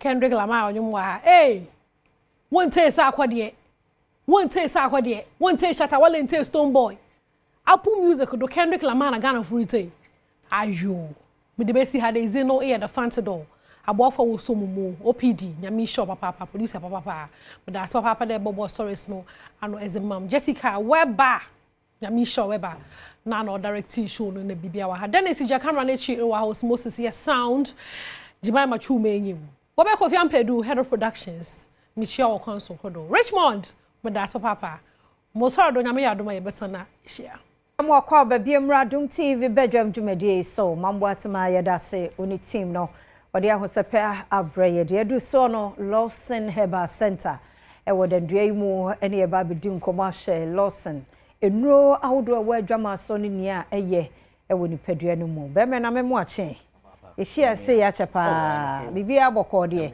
Dr. Lawson so no ho ye de nyame ase papa ye hwenuro na miensa ene susui ye hwene ye woni padua no mu oba padi kan ma me na wase no pe se waje me fresh na odi ma batin ke TV so na Adom TV sorry clearly no Adom TV what I say na yenchia wo na ehwe o Facebook live so mesre metiefo na mahefo se eyamosom for virgin son me na anopai matena se me no obedi nkomode afa enupa makoma me yensa Dr. Lawson Chairman aka the Virgin Doctor Edia Badwam iso me ma rem se abrebia na me ba afidie so no obedi nkomo na menim se Virgin Son wonya me mugidie wonya ma rehwemu ade me kenyina no udi machi enti anopa ne me ka che ho se de wo de akoye nkodanda wa asabi yare no ache oni padua no mfie baako mfie mienu bosumi nsia mesre woni da so wasa no fo aso fem anopa ne ni nkomo emfa nupa makoma miensa no anasa freme na yeni nkomo na ya eduro no yenhye wo de obeto a ebeboa numbers no ye 0242 133577 0242 133577 0248619999 0248619999 enwani amiensa metiefo mahwefo ye wo loke heba mehya we infection duro obapa Said Ruby and a cofa Virgin Doctor and a Virgin Son Idia or dear friend and pay a buyer. DNT and a mamekasa. Say a caloke heba mesha, wana annum enya autoswo, and yam for so pie a Ghana for ma. Titiru and ma sabi, no money any jeer, our mawari. No money any jeer, our relationship because of old day poor. Old day poor more baby sabi, bear my banner in China or qua bear man in China, no shrew.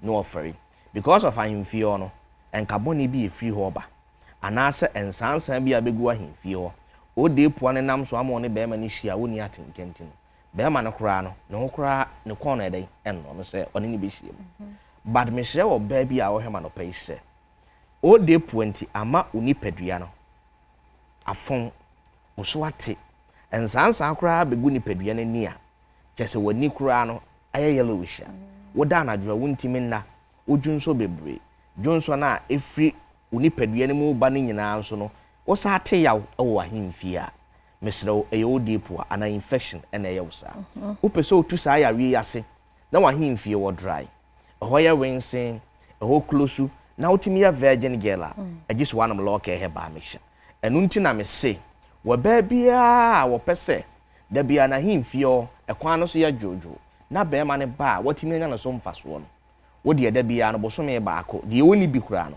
da bia na wotwe baako bia onom loke no to baako bonsa da bia ahemfie no eho be ya wensin ebe dry ebe close be ma ne ba no obowura ho no ma de wumusa no no obeye de ama but wo ba o de pua no ebubu amo atinka wonya low libido uni atinka kura no wonom loke make sure no to ato so be 5 bottles ubonsa mowa ni nyina be fini padua nim na ahemfie won so nkaboni bia emma na de ha me ne se saa wo de pua ne ma ne nim se wa ahemfie won ko a but e wo ni padua nim emmo ne de ahemfie no mbedi agoro tunkusua ne gu but de e wo ni padua nim no saa wo totonku ne samna de wura ho no ma ahemfie o de eduruma bi a odi nku ne hye wa ebekọ but udin be 1 man time ne saa beba but wo your ba mesra enkuni samna ne enye na aduro ene odi poa no on say enu nti wo de sra ho no ma edu me bia na wo say hu saa ensuo vita bi no no mloka heba mesha ebeyi nkaboni ni nyina free ho de ekumi kura no fotena wa aduro nti wo no ma nipadua ne ba bia afon no na ya akese ubonse umpuku a na ya akese u shape na emu bie so oni nyina ye loka heba mesha na wotimi ya virgin girl be ma na to iPhone ni bia ma be ma no wato asase ama wa han dan wo East Legon de ama ni nyina ye loka heba mesha mesrawo enya manko ana enum be ma won so de akoye baba so kraman ebubu won so odwon so ana wo be ma na emu je wo pe eya ne nsuo tentan bi afia fi wo be ma na no baba so nti wo be ma no fon ana efon no won so no loka heba mesha wo ba ne be ma moye sa awarefo a ana mo te dan ba akuma mo pese ani gie asumdue ba ma akwan mu no mo no maduo ni mum enti mesre ma nyina se baba so ne de eyarebone eno na wan hwe ye betimi ama o me masem no e de light off ne e de abro enti wonum loka heba mesha na obema no baba so no e be free nipadua ni ma ye dai akọ mesre numbers ne ye 0242 133577 0242 133577 0248619999 dia tosu mienu ya losen heba mesha we ya bibidru na nadwuma ya ne se wona amode akoye honam yawo mo amode akoye ahotutuo sasabro akirikase mu yare ukotodwen hono na achia utu asintini na etwetwe no losen heba mesha nko na edru a wonoma yare no se ye honam ni yare nko ade a o se yare no eye de efi ni padua ni ntimi nu aba wona anu maduro we a eye o monsa ye o mutiriti o mo so ade ma na o monsa popo wotena se ane nan na asensene obi si mi kotodwe hu na achia eye na nam so ama ne to asintini no etwetwe no o se siatika no akwa akonya bi hwe losen heba mesha media minim hwe kura no we yasia bibiduro si aka bibiduro de a hama enua bena nkohini enti losen heba mesha no ye wodua ye freni nim tree ewom ye wo moringa ewom ye wo koko aman ewom ye wo mahogany ewom ye wodua bi efreni kokoro do so ewom sounds na ye wa asase hwam enu nso ewom tie dia meka no me ma me papa a wo hwe me mo na gidie se de meka kire wo no me de no kware na na wo de kasa enti me se me ne me papa Dr. Lawson de ya ntum futuro ngu Ghana fo ani da no kure ene adupa ene de besom enti de wo hwe me na America no ebu oni pedua ni nko ade a kopɛ Lawson heba me hye na kira kwan we na dodo na di hu adanse yese the rider stroke keteso a wantimi nsɔre nante no wonum Lawson heba me hye etua edu no asɔre nante de okuta poma a wantimi nante yie no wonum Lawson heba me hye etua enum no asɔre nante enyam na America ho eduro no hu adanse no wona enom ye no na eka saa ye de kyerɛ yen enti won so a the American no hu bi no tuamika ko pharmacy ko herbal shop enuo mi ansa nyina no obenya biato na hye no nso se mesrew wa wo de akoye atri di yare malaria wuntimi ndidie eya na eduru anopa awate agu so na ho aye hye enwumre wo da wuntimi nda malaria ntu na nte kakra bi anu wabre wo ye adwuma kakra bi anu wabre wo na nte kakra bi anu wabre malaria ntu wonya loss of appetite fa Lawson heba me hye ye woduru we ni aduru a ya bibiduru akodwa man so amanfo dodo na atu agu so a omo tonom na etu omo yare ase edema wo mo enti mesra o maka ne ya akyerew mi brani nti no mintimi nkansam ni nyina wa ha ebia na bibi ha enu nti na me se fa me number no na frame na ye ni nkomo number no ye 0248 619999 0242 133 577 me gidi san nkomo no ayewde na mo midimi nsam nyina ba wiye no metiefuo mahwefo emema na anopai sabi mpraduasa wuntimi ntutu anajo ho kani frawa eya na wo se wabre eduruma bi a wo se wokọ adwuma no waye adwumaden ntu waye mre oboa tieniye wo ye bema mo ba mfra wuwa hwe delay man caps wo dwaman so wonum delay na bema na ma osisi ma ye den na ma wo pet ya ye den ukotodwe mu ba ye den na wo hia wo ba na wo ruoru akones ama wo ba na timi anya ni peak ni nyina ye delay man capsules dunsukuro wom akomawro wom krama kwati wom damram wom 20 ni wom akomawro wom mesra ukopɛ delay na kira kwan na oba ne ba wa play plan police bi no wo bejew number ya 0242 133 577 0242 133 577 Makraw nyame adoma ukuada sanso hia me wo Adom TV so bye bye se papa Palosen Heba Center na wote one more enkano mamingu so ankai wo se kompu Ghana Black Friday no ekoso tontonia ma hudo nyina bi nyame adoma 29th November uboremu wo kompu Ghana won showroom a ebe blow adwene niama ne atete so pa discount wom na yesi ebisa questions na wo twa no na wonnya sika from 2000 e ko umpe we na opede niama ben ye ton wo kompu Ghana say Samsung LG TCL HP Dell Media Nasco Techno Infinix and Itel ni nyina ye wo bi e wo kompu Ghana Black Friday bra ho sie enu achi so ye wo laptops mobile phones fridges freezers TV laptops ni nyina ye wo bi abo no yatete so bramu beto wa ade ye bebusa question ucha 2000 ekọ eyeska ubenya ene ho ne ma hodo bebre branches 16 ni nyina ye adwuma eno achi nso uboremu ewo malls shopping malls Spintex osu ene East Lagos so awon product ni nyina bi nso ewo ho ko online www.compugana ana for 0302 752020 now ne Compugana for any enkomo yabusia ni adofo no mo edi o awodenti yen celebrate won mo happy birthday nkoma Mr. Eric Papa Achin Anaman happy birthday Mr. Eric Papa Achin Anaman Eradin Shao onyo kese kusise obeye kese pa way from Immaculate Heart of Mary Kwa St. Teresa Catholic Church Carnation I wish you a happy birthday afei Immaculator Ej or Kaswa happy birthday enkoma Immaculator Ej or Kaswa happy birthday nko enfamau afei Vivian Oforiata Odakuman happy birthday nkoma Vivian Oforiata Odakuman eradin shao eradin okese kusise obeye kese enti wa odu awode ne bia no ye wohyimu nyina happy birthday erade onshirao onya mokese kusise obeye mokese pa Oma hine kwabna santi aye krado de pense mono bro mididi afia amankwa tamaklo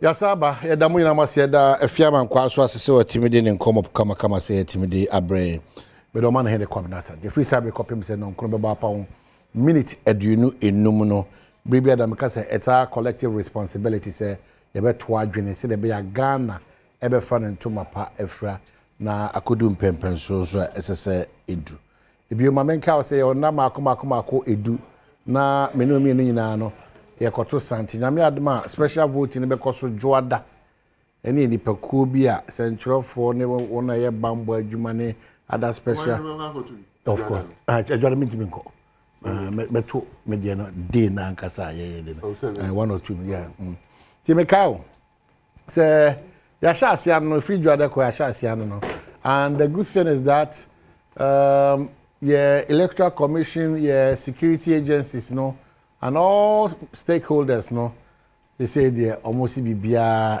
is on set ready preparedness say ibitimi akwato aba on the 7th of December 2024 abatuo no makenkan the old daily graphic any macho and I love that prayer. The prayer says that a vote is a kind of prayer about the kind of world you want to live in. So clearly, abana okotono the kind of world ewiasia opese otinem. Into wiase no pese otinem say. And if you go by the slogans and what the parties believe in, do you want to live in a world that you reset all the things and have a fresh start? Do you want to upgrade on the things that are already in place? Or do you want that change now? Yera Alan Kojo Chairman any cheddar at the eka ho asem na. And the beauty of this is that it is just this that will decide it, and how your election headquarters could promote power. The area amount you say, yeah, so accurate, objective, and straight to the point. In coma during, before, during, and after the elections, Ghana won. The objective is to develop Ghana and to seek the welfare of a reasonable percentage of Ghanaians, in terms of education, in terms of health, in terms of roads infrastructure, housing, and all other areas, businesses, and the environment also conducive one. I remember Ghana ekra behwe. Ti me da se wate mase na wagya tum se enya de a odo ho bekọ akọ nyoma bi a ense emfata na aboa ama abato aye beto no bibia ti me confine emfa party ahyenso de enko bia ye to aba no wadaroma emfa party ahyenso de enko saa na me sa ka wo so se wokoto aba nya afi na wokotwitwa krek da bi ewonya wokọ saa bia o nya ho na ede tai eko nya ho na ede buoko nya ho na ede sekan ana asede eko nya ho na ede tuo ko o de opa ba bia ya gi ahoma asa ho no utu wie na se wo so nkọ a gina ho a wetimi wo ahode na gina ho a wo de so nkọ ye kan hwe wo de so ntia wo de gina ho a kopem sie be kenkan man o kenkan man so a to bo ase e che no yi enye yi because e ya hyenso de a o de man party di hye obi anhu ni ma ni wonim dada enya ha no ye be hwe wonim shani hu de enti a wo hye eche no wo de kutia body wo akwaba na ma tru safro de enti a wo hye eche de si ye what be da eti omo hu say John Dramani ma je na we John Mahama ana wo hoyi ana de designer so my tough na obi wo ha wo twa when it comes to design is it mo upgrade mo power o ye nim ni eche ni ye ni competitor mo nim ni mo chi competitor in terms of designs bibia mo artwork is so of a power of course now something else over asem pede me pe mo asem so mo ye a potential we say say the workers obi twa belu ntwa wo de ese na me pese me hu se watwa na minimum sa ko muti no nti wa ntwa me hu se wa wonsa na wo na me man to ama 1 na me to ama 8 nti mu bia maybe am wutimi nka so koto ma 1 koto ma 1 se me se man to ama 1 na me to ama 8 nka se wo koto ma 1 wo de 8 no wa ele na amodi e fi fa na ba Odi odi wa utoka vimi ya kasa we media ne odi asempa media ne odi asempa na so show unjabje media ne odi asempa na nam ana 24-hour economy and media no enyum si atu yi obi ntimi nya na aje mo no nyum yi na wo batini bia bia bisa ede so no la akwaba o so ma ko fia me o mu ka ah ono batina hair trends ana wo when are you in charge of more branding one person can need nkomo no I'm into politics. I was in teams communication director and branding I must confess I like the branding of no omo ko monim branding yeah solid omo ko monim branding of mo logo ni mo omo sidi adwom ni idea paraphernalia no any the branding here solid but candidate no candidate problem now the team candidate I know there is super na ateli me say me gina party bi ase weekend as in party as to be a party na now with the bus no pickups no ba ko twem twem no was swagum bi hu ya onya or the asempa family say ngwa no it's like say one electric shop vibrating body ni na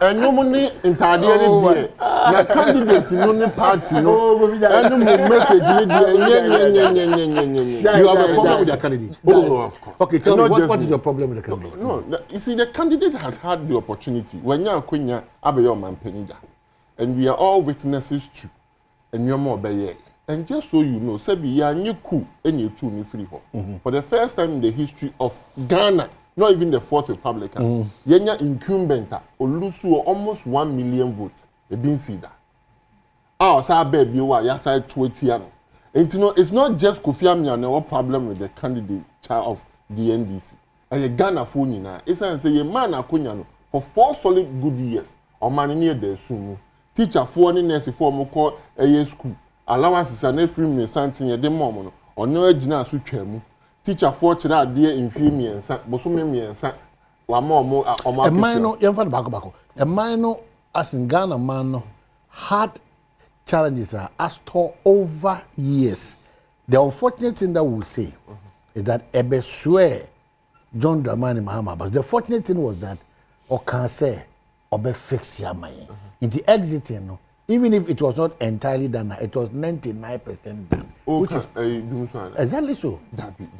Yeah, Danko Dada.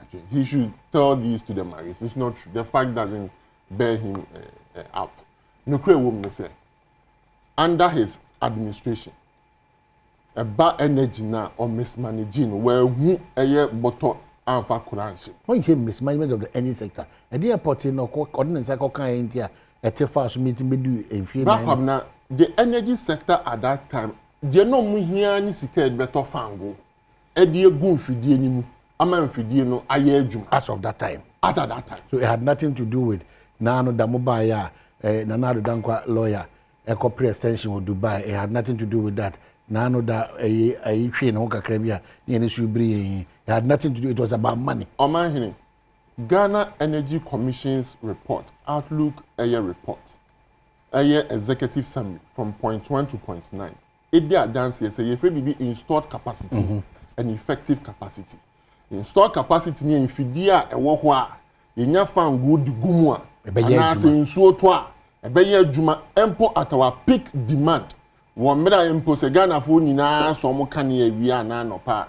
The bit we had enough air capacity installed for us. A bio, so that's any now, her name no say what executive summary no air 0.7 no. Okase, the Omano ain't here no air sika, it require to fango, a mere dear good drew binimu, amaya and Yamahode. Unfortunately, Tama Oman Penny. Eye events at a most na me fa ne crane see o free mu ema John Dramani Mahama befa Benyan na membo especially ni sikasem ankoya to so o free one to the extent that 2013 the first state of the nation's address and no ka kire ye say ya wenam no amna akadompe enti sika na o se nya ekoto fango edigu drube ni mu no na bi ni ho eno mu na me ye call dum so nti mo bi meka nche say na problem no wo ho no fix it in any case me di wie no na yakọ ebi ya kochi achi ahwefo ni etifo o kai say bi I say program na o mami wie o your program director I am mindful of that be mindful of that dum so eba in 1983 to 1985 yes under the PNDC administration then in 1998 to 2000 yes I expressed with dum so then in 2007 in fact 2006 to 2007 August 2006 to September 2007 they experienced doom so and then of course a year 2015 okay say a year nano they no year Mrasibedwa Domkuma Penny a year Haruna Jusu I can in 2007 say oh my Ghana wa Kadia both thermal and hydro all the opportunities exist say any so man ye there is sumubio now then 3 years later you call there sumu and then and say now man you know no yes of course when it comes to energy challenges so we share chain no the energy demand and supply mix no at every given point say generational say a capacity say distribution ni no at every given point bia no say bia bibi touch ma o kan ya ni bedum so for example say generation have a problem even say grid kofo IPPs for no amfa eye nyinam hode na komoma o kan ya bedum say electricity company of Ghana omo enya eye ohoma no ye papa na omo amfa kanea na mba afie mu a na nso togusu na woso no ho kakra o kan ya ni bedum say when tua o kan ya ka o kan ya bedum so every way of the demand mix na supply mix no bibi touch ma o kan ya ni bedum so that challenge has always been there but the fact of the matter is that doom so now you're experiencing during John Dramani Mahama's time. It wasn't a generational issue. It was a financial issue. And to say no, I can't of fix it. They are Adabraka. Okay. And so Medasi, lawyer, you know, come on.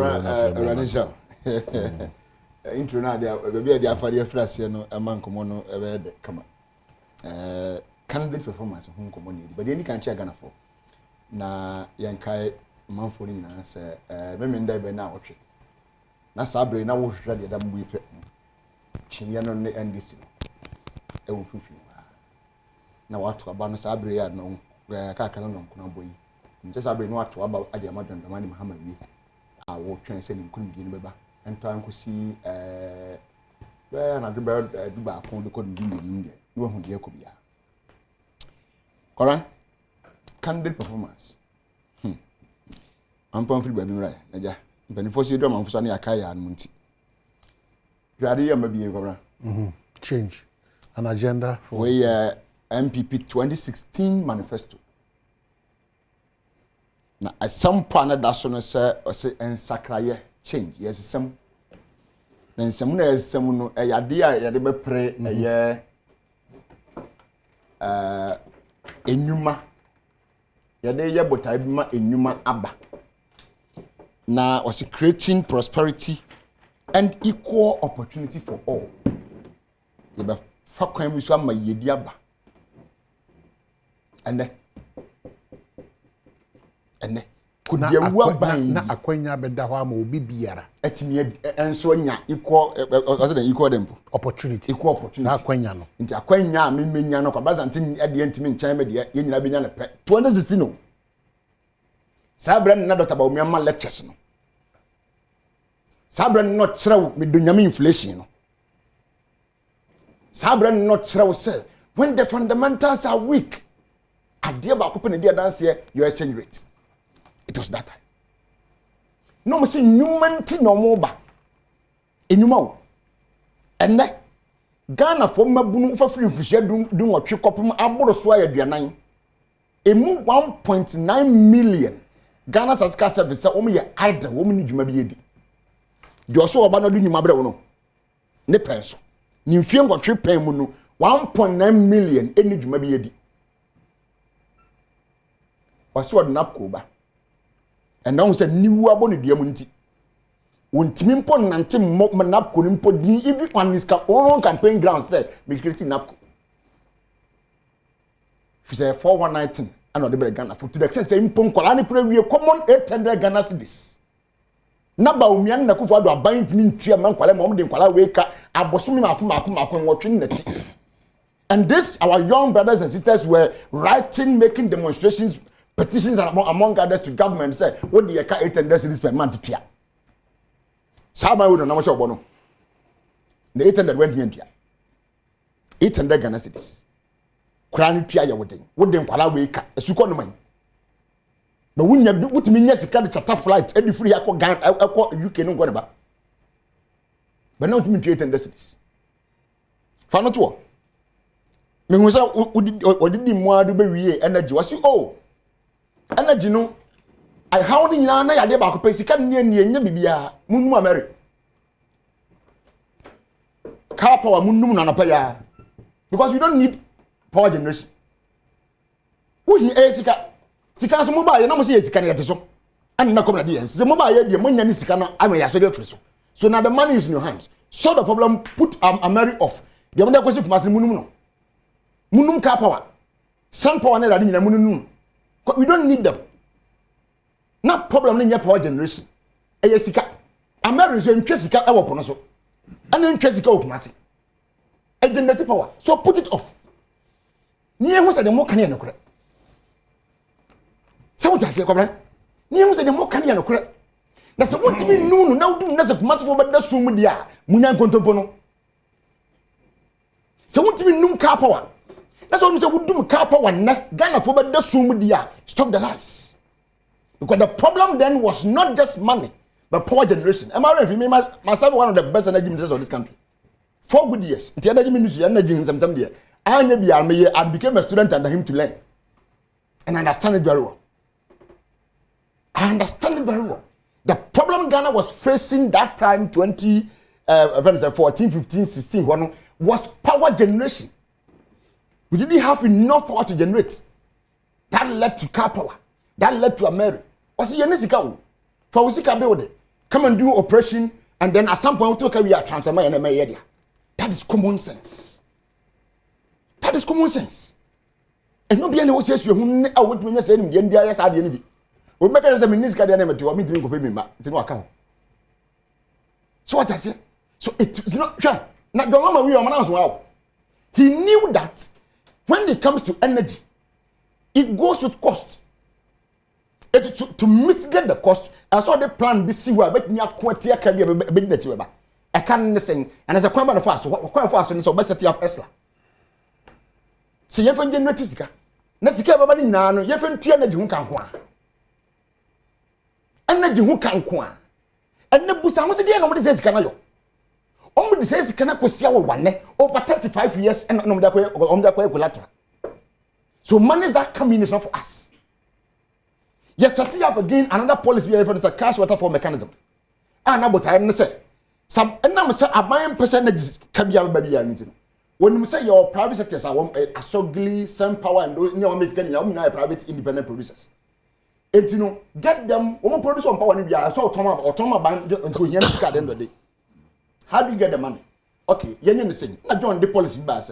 If it be cash water for mechanism, I don't know, say, ECD, Osha formatting in annual. VRA, VRA, Asogli, Sun Power, when you generators. They all generate to VR, never hear the Greco. Not because they are break is nice to the Abraham no. So, do I never know me no fear, but all kinds of Jamajica. Greco 40 my fear Magiska. VR 40 my fear Magiska. So, you are this can as what this can you find a good pool back. Put the good pool no more. Now, me, Kofi, wo, yen na trance. Kofi, ya Abia Mary. Maybe you say, oh, ya as a sogly event. Near share, okay, your check is car babu sumin, a 20 Ghana cedis. Oma Cabras and take 10 cities, I'll be okay. Oma wait 2 cities, I'll be okay. Yama wait 3 na catches can be a dear beyond what me at. So it said just last week, yeah. So it is no one can say doom of Saba. I didn't can say the Saba. So okay, I didn't was say I bind drum car buying because this policy na my woman almost for Nedima. Until now, I am a few and I am a Fakata finance minister said, oh, make yourself the quarter be as a policy or the Bayaduma or the audit report about it. Alright, enti me se wo ka ban ya wonim die wo hunu ni se yesi bo man ya. Wo san John Dramani Mahama ho apem unya biem. Why did we vote against John Dramani Mahama? It's because people didn't understand this thing that I'm talking about. The lies were too much. You can't try. Now, Obi Katras are the fundamentals are we get essential to expose you. That time, they essential near 3 cities, 70 something pesos. And for that reason, was one TB that. And I go for to take me. I walk at Ghana for you and say, it is only bad leadership. And the $1 3 CD 75 pesos. September 2016. 7 over to me. It was cousin way to us. And yes, about $3 3 CD 75 pesos. Will not be convinced and be pushed to go and vote for him. Ojisan seminar. Ojisan seminar na MPP for Kanasa Brenny say, Wanamuntuns, 1 2 year. Ebema. Ofapim no emoya ha and then motor mo tumi yim ogitum me say oh let's take it on the face of it Senate the Okanya correct and that is why Ghanaians maybe I mean considered your arguments and voted for you to come. So no hold on I'm coming. So Ghanaians voted for you to come. So ordinarily samaba na say 3.75 evil. What do you expect? It's a media number form. Thank you. It is a media number form. Now the media na free don't forget dollar went to 4 cities in January 2017. As at 2016 December, no 4 cities. Check the records. So, to dollar we were 17. Sorry, 2017 we with 4 cities. And now I want to say something now what take you over. 3.75 evil. So me up to me this I don't convince him, me turn there about so kind be a businessman I would convince him say yeah. I was saying to me back from because or make reference say now you 1 cedi to $1, $1. Okay, so can happen. When the next make reference to President for time. It was say I can only say that we are sorry. Say yen ni one na about from banana ni yen at young man 1 cedi to $1. Now they could do 3.75. So it means automatically you will bring it down to a lower number, less than the 3.75. It is an corner 17. And you can hear them telling you say that 17 is even better. Oh, and this is not be 50. Can you imagine? What the idea free for? I could do 17. You have sat down to take your own market scheme and mark yourself and print yourself. Say, me free for 17. My mom money about me any year do free one go for. Can you imagine? Now from 4 to another to 8, it's not 100% increase, yeah. From 8 to 12, it's not 200% increase. From 12 to 16, it's not 300% increase. Now number 17, what was saying? You are getting the 400% increase of the value. I'll pick it. So how on earth can you tell me that? So now my question is very simple to you now. Are the fundamentals still weak? Okay? Fundamentals are weak, because the only way to expose you is the exchange rate. Now the exchange rate is over 17 cities. So that question is me so are the fundamentals weak? Ask me that question. Or a businessman we a businessman today. We don't answer it as a media person. Answer it from your media, your business background. Yeah. As an operative, can you say the fundamentals are so strong if you are changing dollar over 17 cities? No, of course. Somebody to brand a cranium before the future container in Ngokono. Then they meet here. There's a big difference. It's not the fundamentals. They continue to be weak. So the choice is between the devil and the evil. All right. The devil and the evil. The devil. Once I would make him say in New York. So it means that any promise that Dr. Badwam and Akufo-Addo gave you back in 2016, back in 2020, are all shams. Because you couldn't see it coming into any manifestation. My last point. Dr. Badwam summarized everything about the economy to a very simple word. Was say, economy is no other thing but your pocket. You agree to that? I not say, no amount of economic gymnastics or rhetorics or arguments can change that idea. Say economy is your pocket. So in simple terms, so nothing about the economy is working. Me so, Abra. What do I mean comedian show? My uncle for young about the cameras here does more about Quintisi Munya Musu Jenmoya. Obi a bishop, the guys of the 100 Ghana cities. Only in talk, can offer. Abra. So put me in number 5 crowd, can't we show me must all right. Mom, my way. Program Jaba. My opposition. Positions. What you can say? What am I saying? What my bad? You move kakra.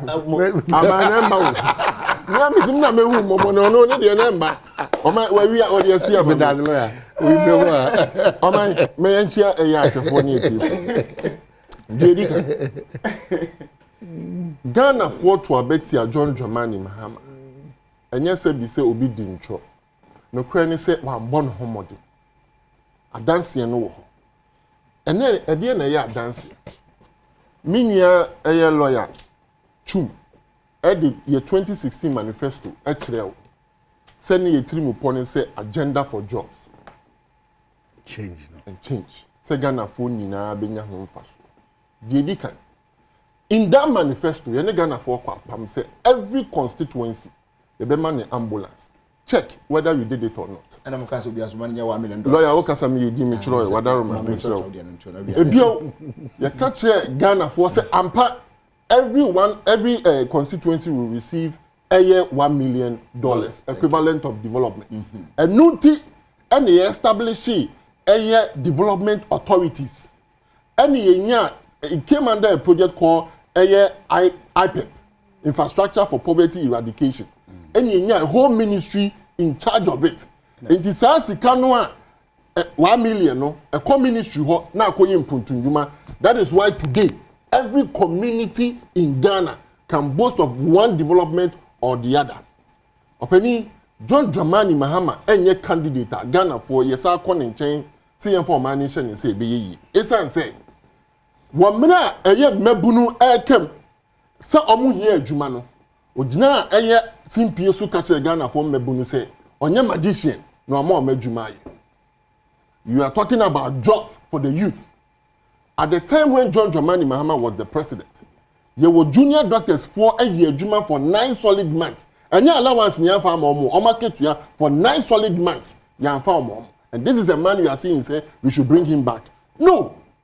A teacher for child there for 3 solid good years.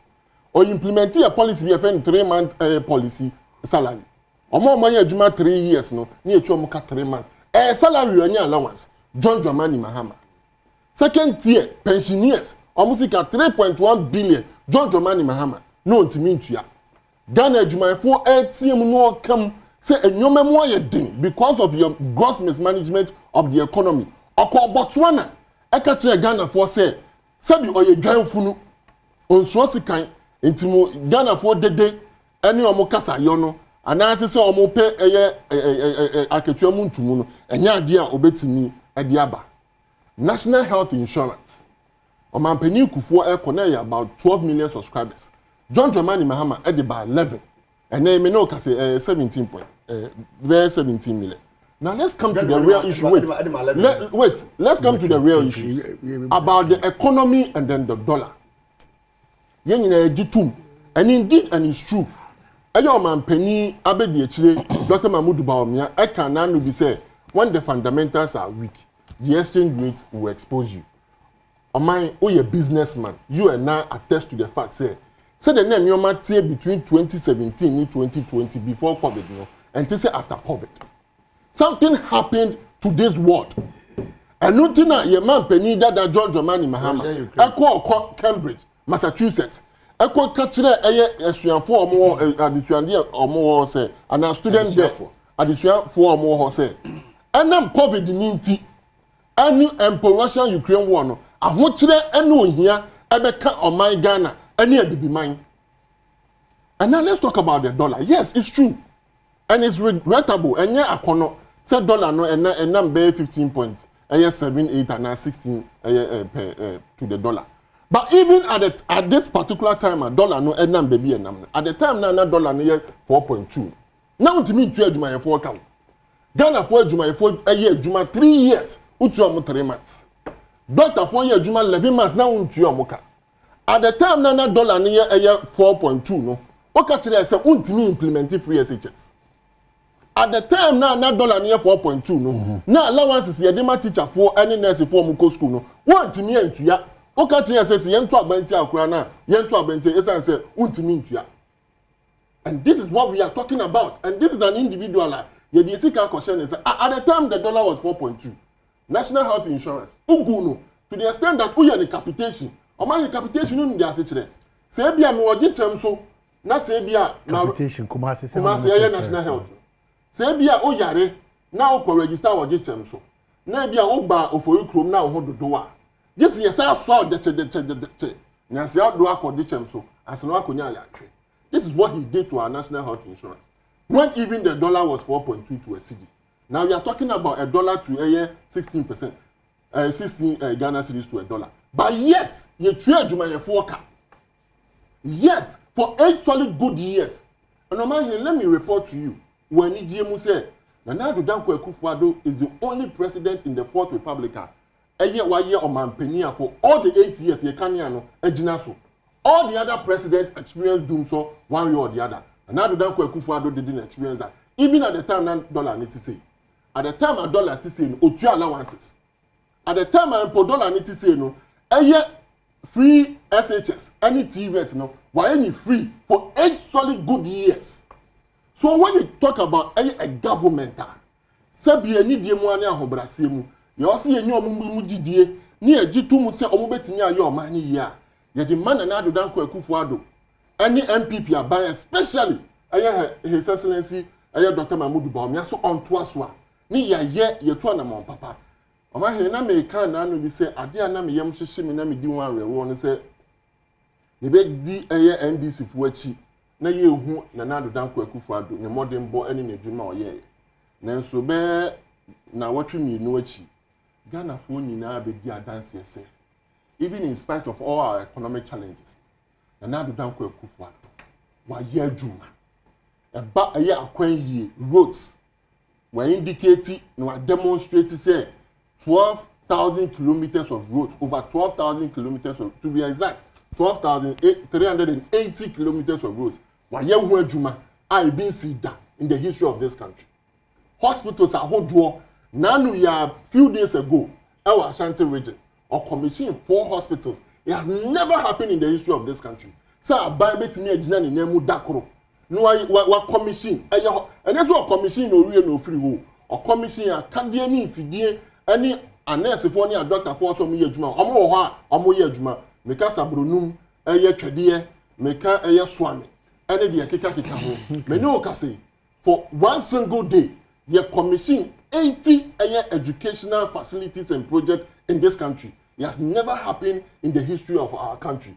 And then me no ka say impuntu nyuma na na do danko akufu aye no e de di pefe say ahokyere abade na so papa no aye adwuma and no sa na fata e na hia say yemma na bedi akire a ne otu frankama eye the new patriotic party yemma ne mbeto aso so that we can protect aye free SHS because bibia di adanse enkomodie ene anamontu NDC fuatu ene omo candidate no e de di pefe say so omo ba abemu a nyame mpengu omo ba betwa free SHS ni okay so for the future of free SHS ntino Ghana for mo koto aba bronya bosumi ye da yenim ya ne da eto sonson no a eni die mu ana obrase mu a number 1 eye parliamentary and presidential montuma ye no man ne da chi yenkoso so on your issue of 3 months and 3 years and 3 months salary no I think on October 21 per Adom FM report the vice presidential candidate still Professor Jane Nana explained the 3 months issue. Maybe I should read to best settle some of these things that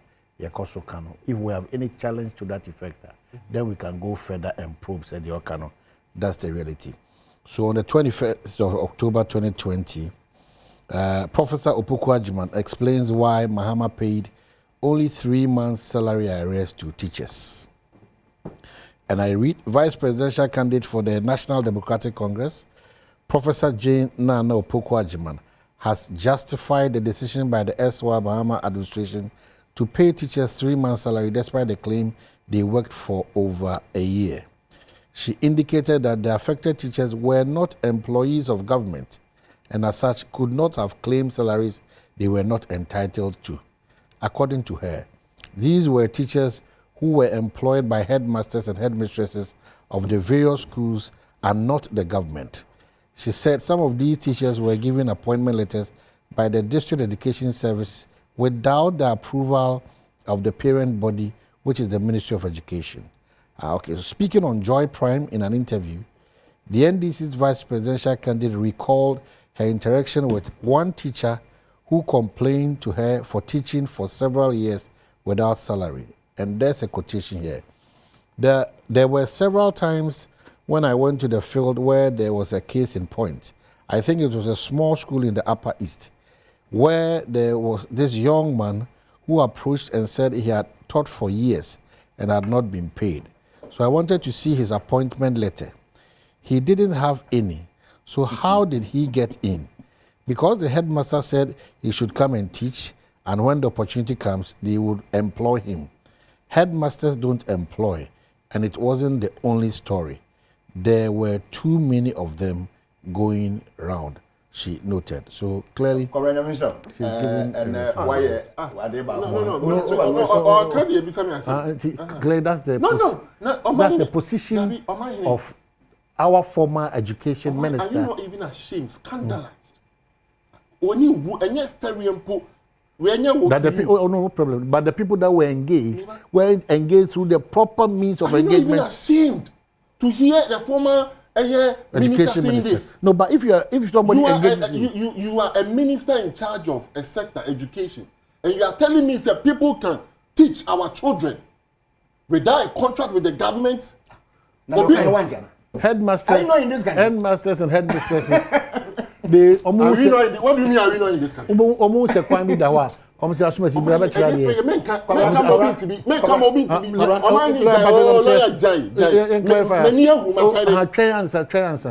that we know that is how we have dealt with ourselves over all these years. So that if we want to change this story, we change it. We have changed it. Point is, you have changed it, fine. But point is, that has been with us. Point is that.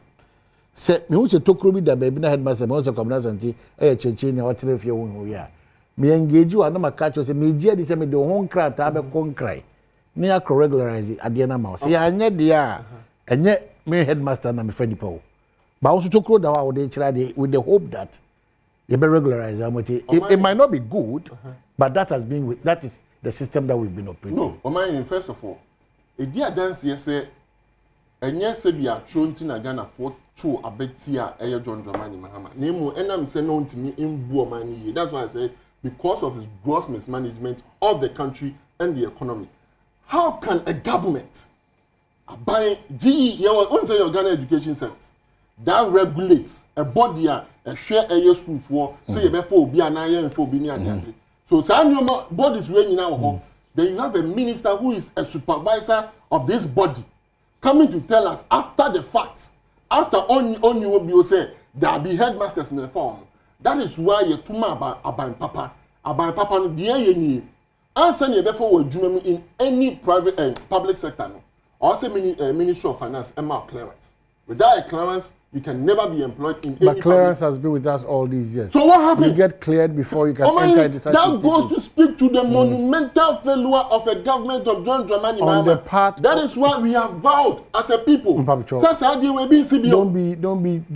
be more than a saint here. I'm not being a saint. This administration is experiencing certain challenges like what we've got. You see, we are building. Hold on. Debbie.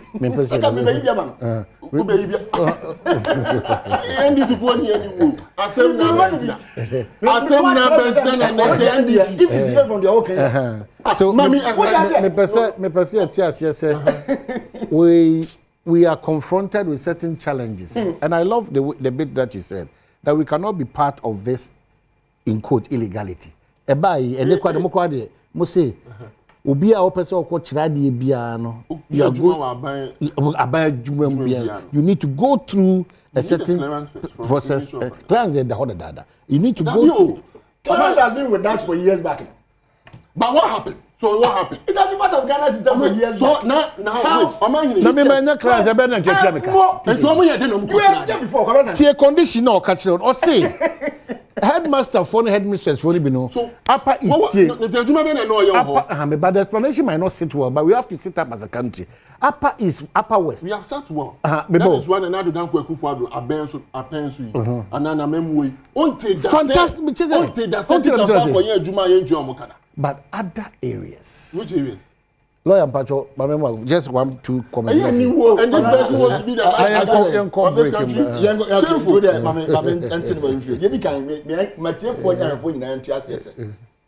John Dramani Mahama, on the NDC party as our leader and our flag bearer.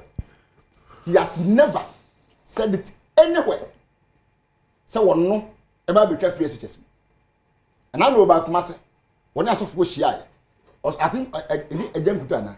Obi, I saw for Jankutu. And they put this question to him. Watch him on several places. Jankutu in Kasemukotungutu. Okay, watch him. Oh, baby, telling you that some contemporary as you must anticipate no more. And yes, I know your account. No, the contemporary will not come in here because I see review and they misrepresented the whole review. And rather, let me tell you, but we are doing because I was saying he's going to reform. I mean, the free assistance as reform and review. That is something. And no. News, but we are saying he's going to reform free education. And not the news. Or call sorry, was the what I said. So I said review and reform. Yeah, the same thing. And not just one say how we go and also baby. If not done, then go. Very reform. Very good. What are you going to reform? Maybe a scene to. What are you going to reform? Maybe a scene. Yeah, and also quite reforms. But we was in the news. What I said? You know, Musro. But for a month, and you know, woman to the now the ceremony listing your mouse and now Russia Ukraine won the buy and now by and I'm not for the not done for the could not Ukraine. Echo semi and from Ukraine. Or no, I have to bomb on one. On one, what dear Brenda on one, that is here. Read the story. I mean, why do you do this? At the global peace. Oh, may come on now.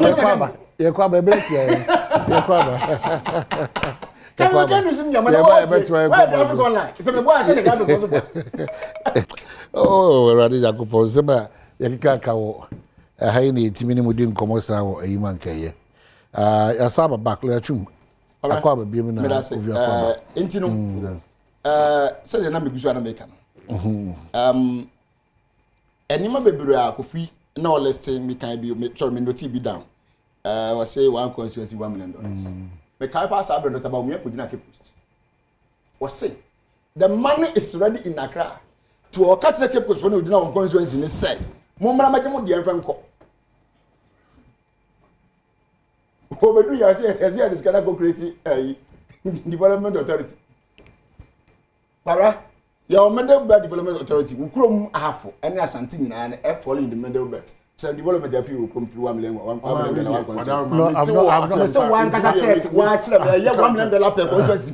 I've not followed through. Thank you very much. I've not followed through.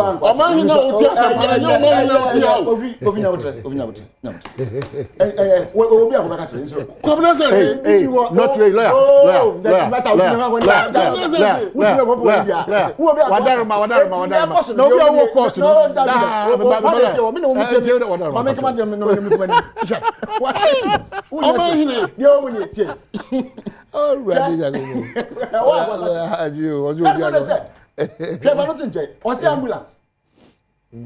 Na me so come order to report on the ambulance by. Chrono mabo ambulance. No, say aba. Say nyame ya odom na wa ba ni timi ba. You can subject chrono mabo. Basa aba. Chrono.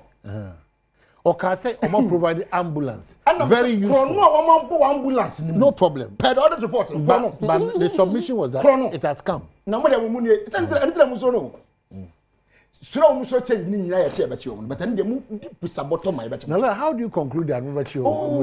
Na say me come am the audit report is there and citing things that has happened. But those things do not necessarily end people up in jail. You based on that to get you. Now something guys say in jail. Man can jail me see a becho. 10 years man can see a jail me see a becho. See a we and a prosecution sent to us. Okay. And based on that you then have to prove your case. The one. Correct. In general. Now, or say when you one village wonder. That's a fact. It's a fact. You might not like what you are seeing, but it doesn't it's stop not like it what from, I'm seeing. I mean, but some mean free and crying. Accra is city. Me come in city, a village. Or now me can say be a town at most town. Me come ya chuma bompe. Dina say eto aso. Jump many near him mind do me. It is a village in a dam or. Also there na. What's it? What's it? It is a village like a village is two dam. For a Ghana dam fe. O can say two village dam. Kofi kasa no can say was it one village? First way. To assume me say what to assume one village. Lawyer meaning say to assume me one village one dam.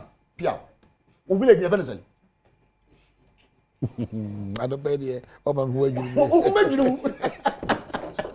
who village a ofun Baba Sante. Me for no. How many important? But I was a dam who you there. What's it one village one dam? One tana. So you need specific say a rephrase. And you mean need specific or no see a one village one dam. Obi me say obi a o. Say specific. And you want to make the man say specific. I don't know. And kasa we was say one village one dam. Okay. So the meaning is that every village will get a dam. One district, one warehouse. Fantepa South is one district. Warehouse. Ebi wa dwura. You see, we see a drug you know go see and now say one district one warehouse. A drug we see 20 gram of drum me no ya doing. Abra, we see 100 word drum me no ya doing. Every time me drum pa. Me no mo di wo ho. E bring nyama no mo do. They need places I mean baby am be store na keep no. E tu go see warehouse 1 million kura ho a mini problem. But don't generalize and say every district will get a warehouse. Because who what? But that's what you told us. But this time we will take you by your own words. What? We will take you by your own words. As a material, one village, one down. We say, Nasa can say any village be there and can be so on what can one know that. me number trans about critical analysis man say udini nkasa village bia be specific say one man specific I mean me specific but for the trans me share bo to the literal aspect and the purposeful aspect what share bo me share bo makenkan cat you share ne bo no say one village wonder cat na kire say was one village wonder but me gidie mu ni say but was one village wonder nya udide ne yaka on so ntimi nya no tiniti a wo me kwabra minimum say other issues why be able say I didn't come up ya didn't come up but I say other issues because I so yenti metra no and yan kan wan say kwabra enti that's all mami let's say because we can I was somebody ehun hia me but normal come bontie ye o say John Germany Mahama so ba won twa in any case no can about nyoma me mam tin fi one village one you call a parliament with special development initiative. One village one dam no you call here with the northern regions. Even our manifesto identifies that. Now me one say lawyer I can by 1 million one constituency. When it is clear even in our manifesto. Say you better work it through BBFN no IPEP. Now no development authorities no any ye this side in any event. Now me adom na NDC by creating infrastructure fund. So we said that we are going to use that infrastructure fund now every year biano or say about almost $275 million bi say cities be gum. So it was that fund that was supposed to be taking care of some IPEP project now and to establish development authorities. Ebio. Okay, one district, one warehouse. You see 80 of them. Let me give you the places. I'm not against it. No. Or say mo ye kakra, no hear him say a village to a district to a warehouse. Or no as he talks now. Or be so who district be say. We providing for them better particulars. That's what I'm trying to do. I'm not saying say opupu, but I'm saying that we constructed 80 of them. Ebi wa job also. Those are all strategic areas. That's exactly what you want to say. To confirm that the boy share Ghana for no. Yeah, this one. It's not for every district. We are or no trim politically. Or say, mo boshe no. Mo biye mo mane be ase eye nada. If you say so osusua. Osusua, the susu do the man say. O can say mensing every district almighty message almighty remember was say missionary awa yeah gitum say empo 2020 say ye boshe share Ghana for ye mu 80% 80 to 82%. And when the market check that means that about 20%. Oh yeah there no they have who need be doubt as to what they have said. Do you believe that? Oh, what do you mean? Once I have not done a research on that. Why haven't you done it and then lawyer. Let's come to the issue of the free SHS. And Ohana message any DM abe simabina mediawi. But lawyer no one dipa. And they were shocking. Am I John Dramani Mahama? Already have it. So or see obeba be review a free SHS now. Mimi Kofi Ami, I maintain and can say John Dramani Mahama so be cancel. Oh, that's what he said, Kofi. No. See, me see me can say Mahama say obe cancel. Okay. But me see Mahama ba obe twam. I didn't think make us the edikan. Openi no oni eye free SHS mu gidi on jindi. Because according to John Dramani Mahama no, a whimsical promise of a desperate politician. So a desperate policy now, Nana Banko out of a desperate politician. Into no sa policy in a desperate policy. Into adi or no ba, adi a desperate on fan ye juma. Ono ani eyen kofo no mo ye juma. Okuja to black one. E ka che say within 5 years, free SHS ebegu. Eyen for the squachi for su ka che say scam. The minister at that time ne ye shebono. E ka che eyen liokra. Ka che say Russia current me and Ghana na betimi aye. 20 years and sana Ghana betimi aye. Openi, let me dwell on what the former president has said. I saw about review. Review the free SHS. Correct. What are the challenges in the free SHS? A accommodation, one, and a feeding challenges. But let me read to you with the greatest of respect. Any akonya dear mama. The year 2014. Omanpeni John Dramani Mahama was the president in Ghana. January 14, 2014. 83 SHS delay reopening due to lack of feeding grants. That was 2014. Over 2016, ex-minister blasts John Dramani Mahama for closure of SHS overfeeding grants. So for almost 2 solid years, now John Dramani Mahama, even at that time, now I will for 2 year school fees, including feeding fees. Now until ma he was not able to provide them with food to the extent that the schools had to close down indefinitely. To some extent, a school because feeding grants and by and this is the same individual or promising yes or about review free SHS. This time TV to come to Ghana for mess ceremony di moi. Penny way a penny be or can't say moi. Sabi fan 2 year team so about free SHS is the single most largest investment in the history of our republic. And your idea abba abejina or say your boy your home modern say about Kurano near protecting and near consolidating.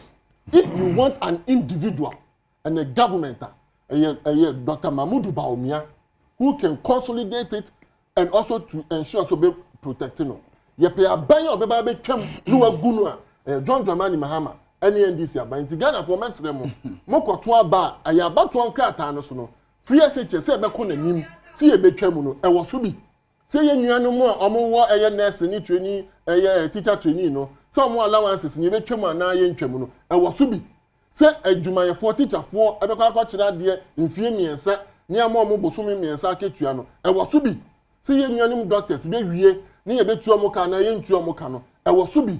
Empo say ye kan ya ni begina so na ye san da esumu bio mfie nan a e wo so bi.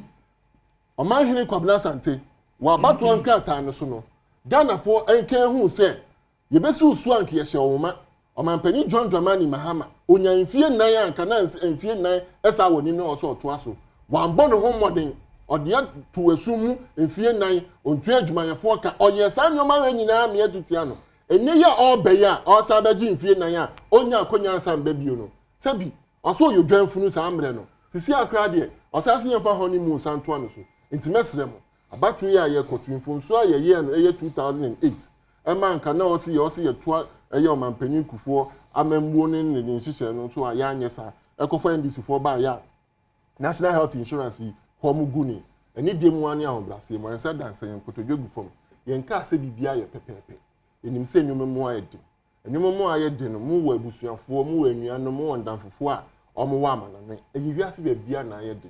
Even in the midst of all our challenges, in the midst of all our challenges, allowances score. In the midst of all our challenges, the free SHS. In the midst of all our challenges, say we almost dialysis, keep the national health insurance and increase it to 17 million.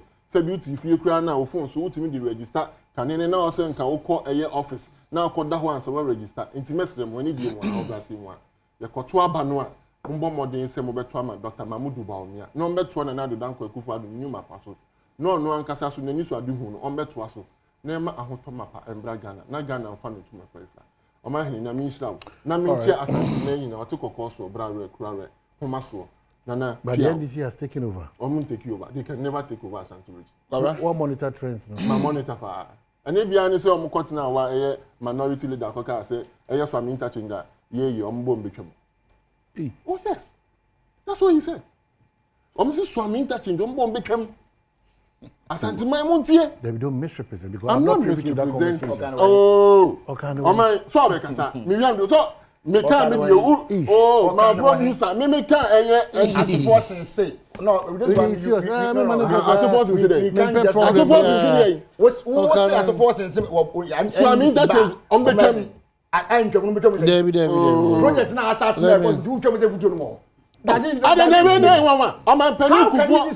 I'm a penny kufu for G loan. Eroget. AC hospital. Can I speak now? Can I speak now? And this is for by. Can I speak now? If you're watching, hold on. So I can say there. Any coming back me you know. 2016, and I'm having a free flower pot interchange overhead. Asi. Kabla. Nanya won kwa no san ba kon so say o fa isle gon kwa na kwa drink na to stress akonu what some filling station, there's another overhead, and so no all yet. Swami interchange is a sham. Parliament hasn't approved it. Atufortin exposes NDCS. Minority leader in Parliament, Dr. Atufortin. On my headline answer one thing. No,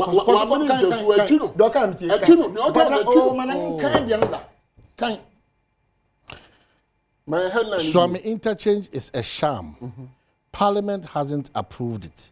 Atufortin exposes NPP. Minority leader in Parliament, Dr. Atufortin, has described the ongoing Swami interchange as a sham by the NPP government to win votes from people in Ashanti.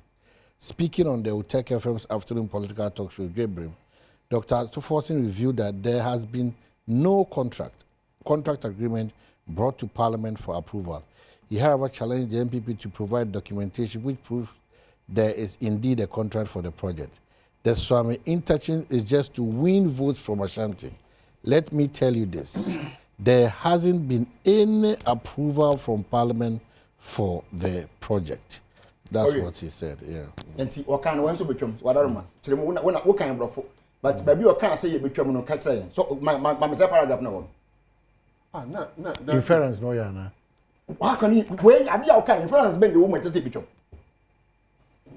Inference bend the was correct? Oh. You have read it from your own source. Parliament has indeed approved the Swami interchange project in Ghana. Hold on.